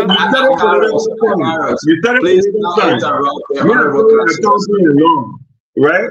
So when you go into investment, let me just give you, since you sidetracked me a bit, when you go into investment and you are financing, it doesn't necessarily mean that you have 100 million sitting in the bank. What you may have are assets that are able to be financialized to support your investment. That's how business works. Almost all of the major projects around investment, no investor walks around with his own checkbook and puts up $10 million, $50 million. No. The money that is investment normally comes from assets that they put to bank, and bank finances a lot of these projects. That's how it's done.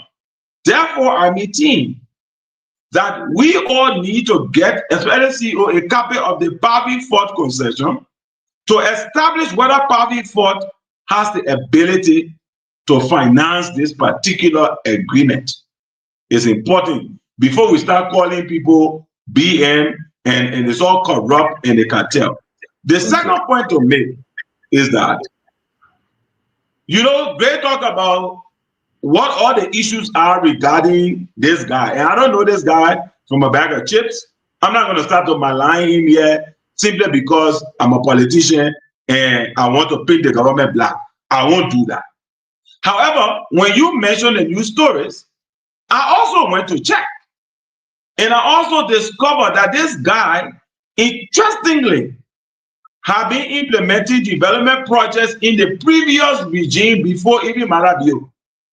And when Marabio came, because he felt that this guy could deliver, he continued to do business with this guy. And as a consequence, this guy came under heavy attack from people within Bio's party saying, why are you even allowing this guy to get projects when he was under the previous administration implementing projects? That is where most of the attacks came from against him. If you ask me, I think Bio acted like a statesman because he saw somebody who he saw as a Sierra Leonean implementing projects in Gambia, implementing projects in Sierra Leone, implementing projects other places. And he didn't say because there's a change of government, I'm going to close this guy project down. I'm going to allow him to continue. And that's what he did. And like anywhere in the world, as a wrap up CEO, because you will get 30 minutes, I think I get 2 minutes, may I squeeze small things out, right? You know, like anywhere in the world, okay? If I Google you at Carol's grave, I will find Ebola money. I will find most of the accusations against you that you stole Ebola money. Did you steal Ebola money at Carol's? Did you? I don't want to believe so. All right, but there are many news stories to the effect that you stole Ebola money. Is that the basis of Kayo, thank you very much. Again, there is no personal attack on the show. Kayo, there is no personal attack on the show. You cannot speak to your colleague in that manner, right? You got to do a flying passing by, not by calling great name and Ebola. I mean, I don't think it's necessary.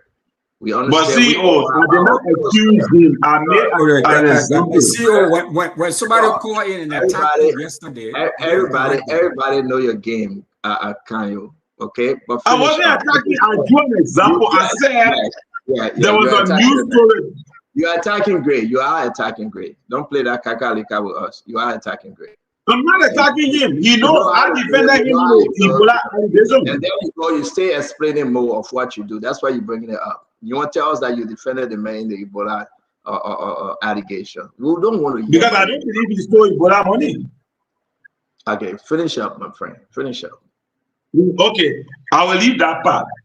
The point I'm trying to say is you that. said it already. 100,000 people. No, I'm not going to the point I'm making. That's what I'm trying to give a point. Because the arguments were twofold. And you guys are succeeded in distracting me. But I'll come back to my point. The point I'm making is twofold. Number one, you say the deal is bad because this guy has a bad reputation. What is the evidence of his bad reputation? You say go online and there are stories criticizing him. I said news stories criticizing him are not sufficient because we can go online, we can offer bad news stories about people. Secondly, you talk about the financing. I say, have you seen the agreement to establish whether or not this company has the liquidity or the access to raise the liquidity through banks to finance the agreement? All I am saying is before we start passing judgment, calling people corrupt, impugning other people's reputation, dismissing what could be a potentially beneficial deal to the country. I don't know. Let's find the facts. Let's support the facts with evidence. And let's do that in an objective manner, not as opposition or as ruling party, but as Liberians. Thank you very much. That's what I'm saying. Honorable Councillor Kayo Bada, Conor Gray, can you speak to this, please, Conor Gray? Thank you, Stanton. You know, this issue is it rings a bell with the Elton Ibomaf contract. Thanks to the Fadigas who use their own resources to dig behind them to see their authenticity, whether or not Ibomaf or Elton was a viable, business. And it came out with findings that informed legislative decision. I'm keen to say when somebody comes forward to take a project, it's important to also know their financial worth. I like how Kanye put it. The fact about the matter is you can't take word by mouth. What is their worth? If I approach a bank and say I need $1 million house, the bank will look at my asset, my liability, and be able to determine if I can and how much of that money I can put down against the $1 million house. I can put down 10%, 20%, and so on and so forth. But even at that, the good faith estimate may also show that my liability, I'll be able to have sufficient money left after servicing my debt to be able to pay the bank. This is an asset that would be leaned by the bank giving me the money, even though I own the house. That's how this is. Government has a certain responsibility to put in, but the project will benefit mostly Liberia. So I could care less about this guy's history, but if I see that he has the asset to foot this responsibility, then not to come and ask for my share first, and then I don't know his own share that is held in some repository that I don't have access to. Both of us have the responsibility to see our worth. They want to see where government will source the money from. I too have the responsibility to see where they're sourcing their own money from, because this contract is going to benefit both of us. They are performing a job. Liberia is benefiting from Road Network. But I'm also concerned about why should it be a single source? Why? I mean, that sounds so fishy and so plaguing to me that I want to know why single source? Because the government hates competitive bidding. Everything about the government gonna agree, right? Find all the document. They go in, no objection, single source. Show me one document that they get competitive bidding. Yeah, I know government's in a hurry to see some of these kinds of amenities, in place, because it's based on government's agenda, the arrest agenda. But also, let's be careful, and then let's also make sure can a group of Liberian people just go into Sierra Leone and get a kind of lofty contract that is reciprocity in what we do, as Mano River Union partners, but can a group of Liberian, ABK for instance, can ABK go to Sierra Leone and then award that kind of lofty contract? Why should we just look across the region? And we're talking about employment, private sector employment. These are some of the activities that will bring lofty employment to Liberians who have the skill set. Even man labor, you can use people to drive things when you're constructing 190-mile stretch of mile road. That's a lot that can employ a lot of Liberians. But when you give the contract to somebody else, they have the responsibility, the choice, you understand, to bring their own people to work. Are you going to ask, maybe the other people will be talking about a work permit? Well, even at that, as Mano River partners, can you really approach a Mano River citizen and say you have to have work permit to work? Then you deny Liberians, whereby you could have saved both employing Liberians and probably have a contract that is Liberian undertaking, and at the same time you have roads. I see lots of win-win situations, but there are so many people who are just anxious to just bid those kind of contract on a single source basis to somebody else who's going to take the money from your country and carry it. Man, I don't know if this is something that I would like to dig more about this company. And Sunday I'm going to go do my own due diligence and research this company, because the kind of individuals we hear and bringing them to light, we have all reason to be suspicious. My brother, I would like to do my own research on this, but it doesn't sound good. It doesn't sound good in my ear.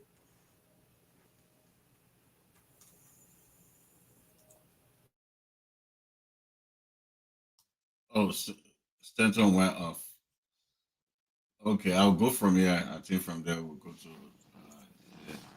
I mean, you're not appointed. Yeah, go ahead.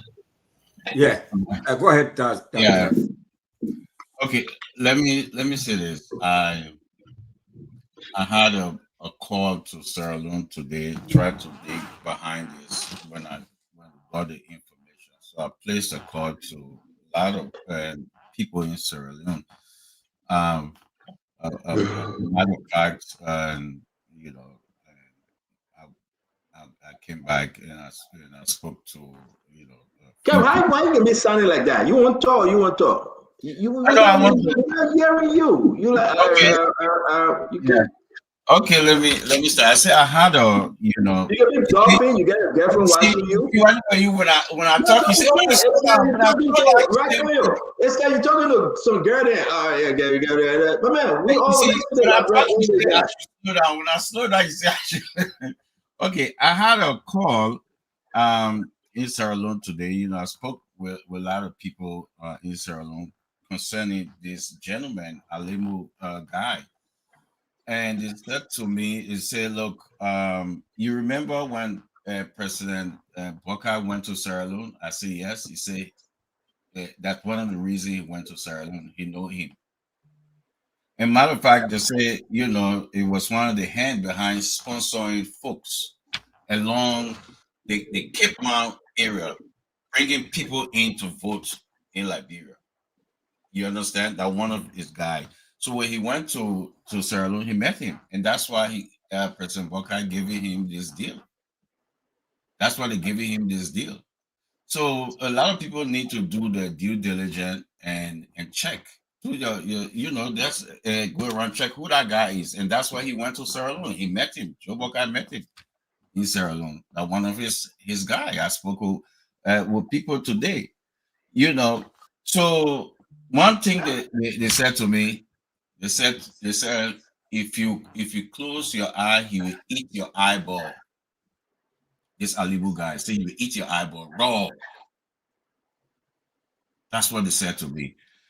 So I start to look, and I will listen to the Senate hearing today. The Senate was. Let me just tell you a second. We got 6 more minutes. Let's bring everybody in, please. Let me talk about this $4.5 million for 1 kilometer of road from Clay to Bowater side. It was $650,000, which the Senate passed. 640, right? Which the Senate passed. Now they have increased it to $4.5 million for 1 kilometer. When they ask them why, they say they put a layer on top of it. A layer on top of it. Go and listen to it. 4.5 million. That's what Alimu will do to your country. Thank you very much. Emmanuel, you spoke on this, right? Okay, Jefferson, let's hear you. Thank you, Stanton. And for me, Stanton, I approach it differently. I mean, regardless of all the bad and negative information about the guy on the internet, I look at it a different way. This is not just a single action by this government. Look, the national airport procurement process is a fiasco. The yellow machine is a fiasco. Every major procurement process in this country is a fiasco. Why are you having a single or sole source unsolicited document to present that to the legislature to pass it into law? Why are you doing that? My point, open the contract to international competitive bidding. Allow other companies to bid. Set your priorities. Tell the company what you need. What is the financial capacity of this company? We don't even know. Set it up. Because if you don't do this, it shows that you have a clear intent to steal from the Liberian people, which I think is an organized gang by Gideons and his other ministers to just steal from the Liberian people. This is unfair. Open this to the public. Let it be an international competitive bidding process, not a sole source. In fact, if it was a sole source, the company did not reach the requirement even for sole source. Why is PPCC not giving a no objection for single source in this contract? Why is PPCC not giving that no objection? Because they don't reach the threshold for single source. It's wrong, it's bad for our country. Just a similar thing that happened with the yellow machine. You saw how much they said it cost for those yellow machines, and see how much now they're going to pay for it. This is a similar thing that is happening to the airport. This is a similar thing that happens in every procurement process in this country. And it shows that this government clear agenda is to steal from the Liberian people. Clearly, it's unfair. What we need to do, we need roads. We have 13,000 kilometers of roads in this country. All of that, we have about 1,000 225, somewhere about that is currently paid. We want these roads to be paid, but let's get a value for our money. Let's make sure that we don't break our laws for our personal interest. Let's allow the laws to take its course in our procurement process. Stop circumventing the procurement process for personal gain. That's all I got to say to this government. Every major procurement in this government went haywire. It was never successful because of personal gain. This is what has caused the problem in our country. Thank you very much. So, see, before I dive into this thing, it's always a prerogative of the government to decide single sourcing. Every government, from Ellen, Charles Taylor, they have applied this method. The very era Jason Watts, National Road Fund. You all know the story. Single source, over 400,000 United States dollars. The single source somebody. No, listen, I said when you work, I'm talking about government. Your lie is so bad. A lie is so bad. You mute, Teton.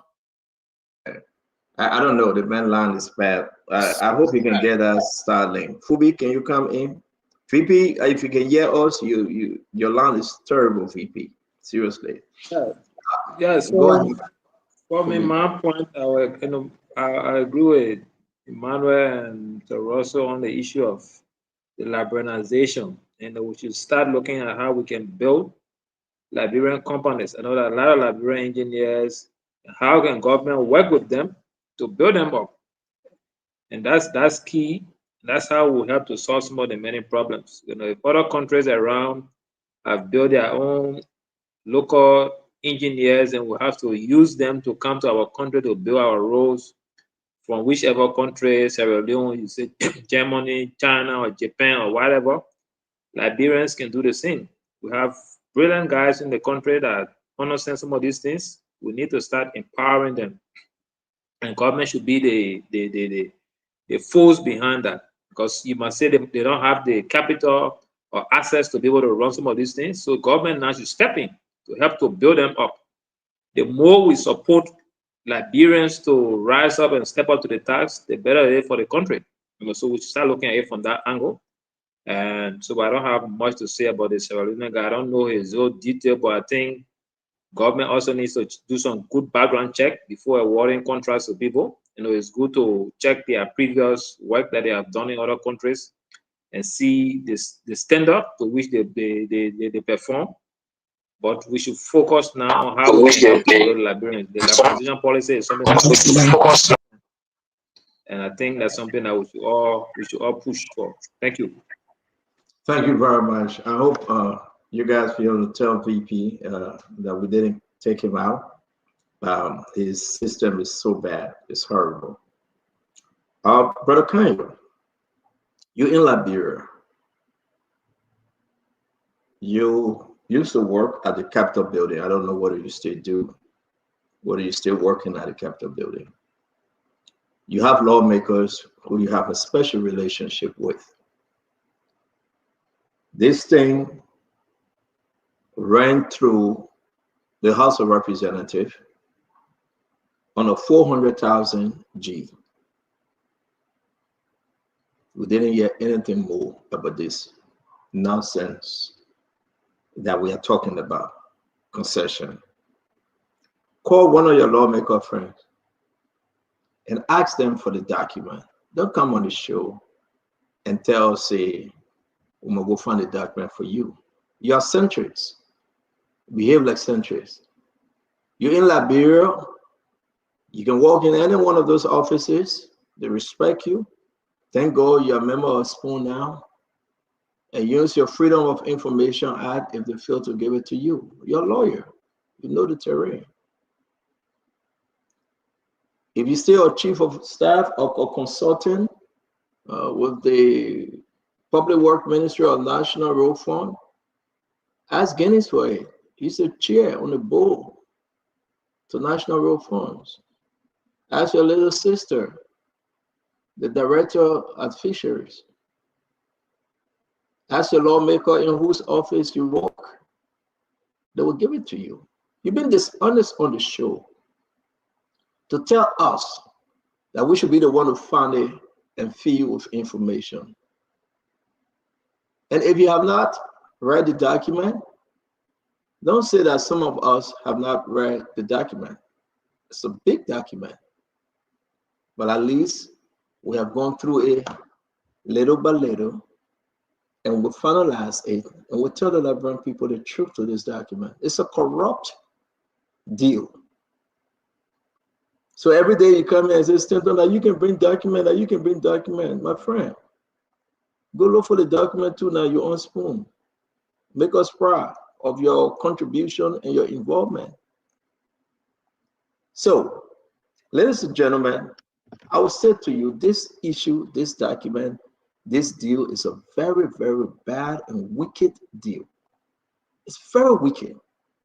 Nobody that loves Liberia will love this deal.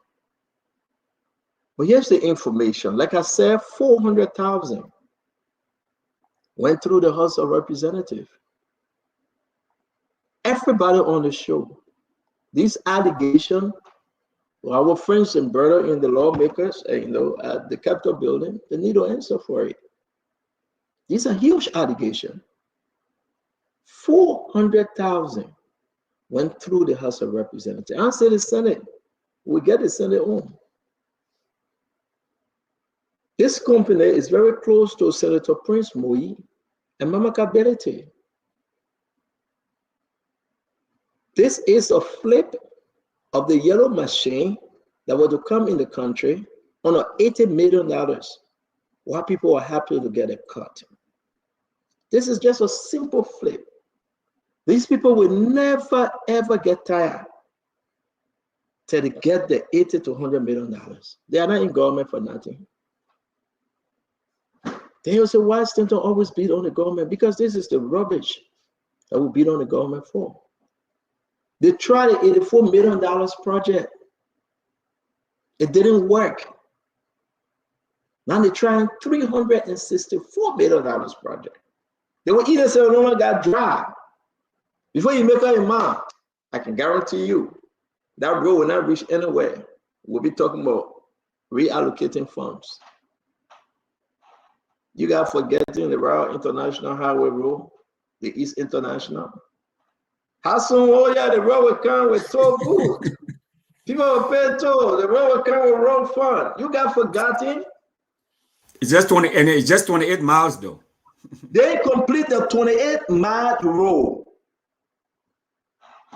You know, we got people in government that care less about the government. And it's surprising that under this rescue government, we got a bunch of them. So this is from President Bouakai. Don't tell me about the lawmakers. President Bouakai took the package to the Capitol building.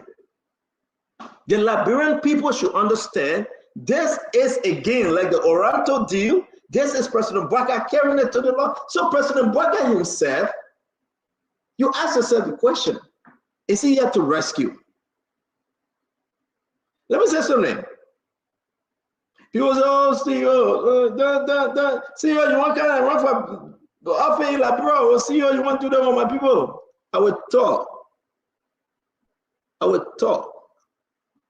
This is bad for us. This is bad for our country. This is the worst thing that can ever happen and more to come. We are hearing all the agreement coming up again about 7 all black coming back on the market. People are positioning themselves. I'm telling you now, remember, hey, can you please go and investigate? 7 all blacks will be given to NOCA, and NOCA will put on the market, and they know who getting the 3 companies already of interest. And I will discuss this. The people came. Nelson, come on the show, please. The people came. Most of these people that call themselves rescue, they came for only 3 things. Hear me and hear me well. They came to steal, they came to kill, and they came to destroy. Hear me and hear me well. They got no love for country. They have no love for friendship. They have no love for your babies and your children. They care less whether you eat or you go to bed hungry. They care less. It's nothing to them. Every businesses that come into the country, they will grab it and instead they will make the money. Every concession have a kickback. You know how much they get? We'll put a name up. $79 million just for equipment. Financing the equipment, $79 million. We are telling you from the document, this thing is bad. And you won't tell us that President Bouaga don't know about this? My brother, can you run away? You won't tell us that President Bouaga, that he doesn't know about these things that are happening in government? Then we are disappointed. That is concerning, folks. Because we believe that President Bouaga was coming to power to checkmate these corrupt things. We believe that President Bouaga was coming to power to cross-check on everything that we hold the CDC government on, even back to Madam Sitting government. That was our belief. We have faith. We believe that President Bouaga was going to say no to the CTND that he approved. We believe that President Bouaga was going to say no to the MedTech deal that we all condemn. We believe that President Bouaga was going to hold ArcelorMittal responsible for allowing our people to sleep in fishing tents. We believe that this president was going to demand accountability for the Western cluster. The roads are bad and who they're giving the money to. We do believe that the president was going to persecute those people we allege that they were criminals. Now, you know what the president said? Everything that Jenny Cooper did. On a job manner, we are the agriculture minister. We lied on her. He appointed Jenny Cooper again. Jenny Cooper. So President Bouaga didn't believe us. President Bouaga said these are kids. President Bouaga said the LACC report pointed to Jenny Cooper, the former agriculture minister. President Bouaga said, to hell with that report. Jenny Cooper can file with me. Let's go talk about carbon deal. This is horrible. This is horrible. If you are rescued, if you are a rescue, if you think that you came to save the country, then you must ask yourself, the president is hanging with Jenny Cooper. Everything, every money that went out of agriculture ministry, forget it, the woman's super. President Bouaga agreed with her. We can call their names. Everything concession that left the executive mansion, Brother Russell, to go to the Capitol building, the president is 100% informed and aware. You cannot take this away from President Bouaga, Brother Russell. This is on President Bouaga. This is President Bouaga's decision to bring the man that in trouble in Sierra Leone to say he's waiting for Gambia and Guinea to give him money, and Mamaka Benedict and asking for money to get themselves ready. Prince Moi is on record, and these guys then passing like a bullet train through the Capitol building because the president said we must get this. It's all BMSP. It's all black money deal. No, listen, you can cost me, you can get there with me, that your poor money cartel, that your business. We got to tell the Liberian people the truth. We are paving the way for an opposition to take over 2029. If you think you will listen to Reverend Luther Tappert that said that opposition are coming back, think again. Reverend Tappert said no, that opposition coming back because God has shown him the dream. Now, if you fail to hear the cries of my people, you will be removed. Reverend Tappert know that. The country is not proceeding correctly. So we're close, Brother Russell. Brother Russell, you asked me your question, and I said, Nelson, come back on the show, and then we'll end this thing because it's after 12. I want this to sink in every one of us head that again till this president can look in the camera and tell the Liberian people the truth, we will forever and ever remind Mr. President that bringing these people to government have destroyed the promised legacy. Ask me a question, and we'll continue with this story tomorrow. We got to go. Yeah, thank you. It's after 12. Nelson, come on the show real quick. I beg you, Russell. So yeah, no. So it's Hold great on, that- close and just close.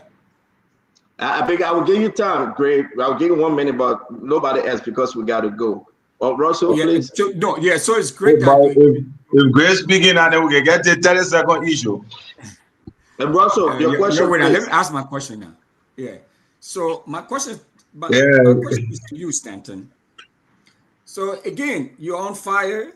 You're holding this government feet to the fire. You're calling it out. People are applauding you because you're speaking truth to power. But we have to be across the board. We cannot be selective. We talk about, you pointed out all these different corrupt practices and stuff going on. You're talking about corruption all over. I don't see anybody calling you to cuss you, for one. Number two, we can't talk about some of the corrupt practices or allegations out there and leave some out, because what is happening at the NPA is also very troubling. And that's something that we need to talk about. We can't say, okay, you know what, this one is in court, so we can't talk about it now. And because day in and day out, we are seeing a lot of allegations are coming out, pointing to what is going on at the National Port Authority has been really bad. Whether it's nepotism, whether it's corruption. I mean, there are a lot of terrible things going on. And all I'm encouraging you is that, I applaud you for holding this government feet to the fire. I think people are applauding you, but we have to be balanced and fair and across the board. So what's your question? So my question is, why highlight some corrupt practices and leave out others? So I think that today is Tuesday. I'm going to go to Bible study. Oh, you're going to Bible study? No, I'm going to answer you. I'm just saying that I will pray for you when I get there. But to be frank, you and myself came on the show. I did something that no radio station will ever do in Liberia. I brought a Chinese man from China on the show, who was one of the business partners to these guys. I brought Sekou Dukle on the show. I called the lawyer representing John Down, the other guy. Mm-hmm. The lawyer said he's in court, he cannot come on. Sekou say, the Chinese man from China say, what more you want me to do? No, I'm just encouraging you and empowering you that we cannot lose sight of that. We should continue that. So I'm not if saying you that anything else from the port that you like to discuss, speak now, brother. This is the people's program. What else you want to discuss from the National Port Authority? Sekou da bad man, Sekou corrupt, Sekou da criminal. What else you want to discuss? Let's discuss it. Let me say this. Stanton, you cannot be. Allow me to say this to you. Go ahead. Sekou Dukle. Any of these guys then that were in chat room with Mo Ali, Stephen Johnson. Brother, so the thing I can tell them, you know why I respect Mo Ali? To tell you the truth on the show today, Mo Ali was a Stanton, you are right. We'll do it this way, we'll do it like that. The state gets some good people in this government. No, I'm sure. Let me say this to you. Mo Ali, Stephen Johnson, who say in chat room, it was a Stanton, you are right. Give her this time, if this don't take place like this, then you can go ahead and talk. The guy will fix it. I respect that. Yet instead of saying some arrogant fools in this government. If Sekou Dukle create a mess, well, go after Sekou Dukle. Listen, I talk to Sekou Dukle all the time. These guys, they are in court. The lawyer refused. I forced Sekou to say, you got to come and spoon talk. He did. You ask him question. Great time to the question. Everybody came on. Brother, I don't want job in government. I'm not asking anybody to help me, thank God. Therefore, I'm free to speak, and I will speak on behalf of the Liberian people. Some will insult me, but some will appreciate, and the word of God will be done. So on this note, to be continued on more, may God bless you, may God keep you, may God save our country. That on that day, sorry, you'll be continuing tomorrow. We have a leader. We have a leader to go out there. You're good night. You will be the first to get off this room. Good night to you. You did all the closing. You did all the closing. Are you close for me? Oh, great. Thank you very much. Can you bow, man? Kev Hassan, thank you. The great corner. It's good to see you, my friend. It's time to go. Praise God. Have a good night. Look at Asido Kinley. Look at him. Look at Asido. He Kinley. Oh, man, you missed it. We go. That's it. You're making late. We go. Will I even let you say fue? You will even say fue. Remember.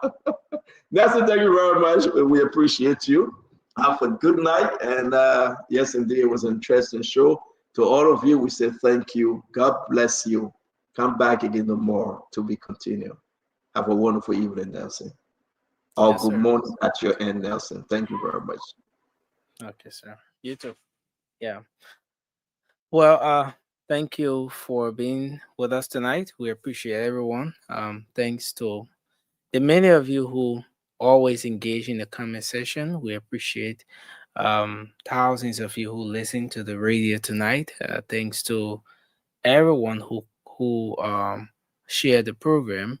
Thanks to our affiliate radio stations, the Voice of Liberia and other stations for relaying the program. Small Talk will be back on the radio tomorrow. We look forward to having you here. Until then, I'm Nelson Colette. Have a good night. And Vic Mersh, thank you for being here. Balu, okay, so I see Cyrus Collins, Josiah Yimpan, thank you. Lincoln Morris, we appreciate you. Philip Bala, we appreciate you, Mr. Bala. And yeah, until we come back, have a good night, everyone, and bye-bye for now.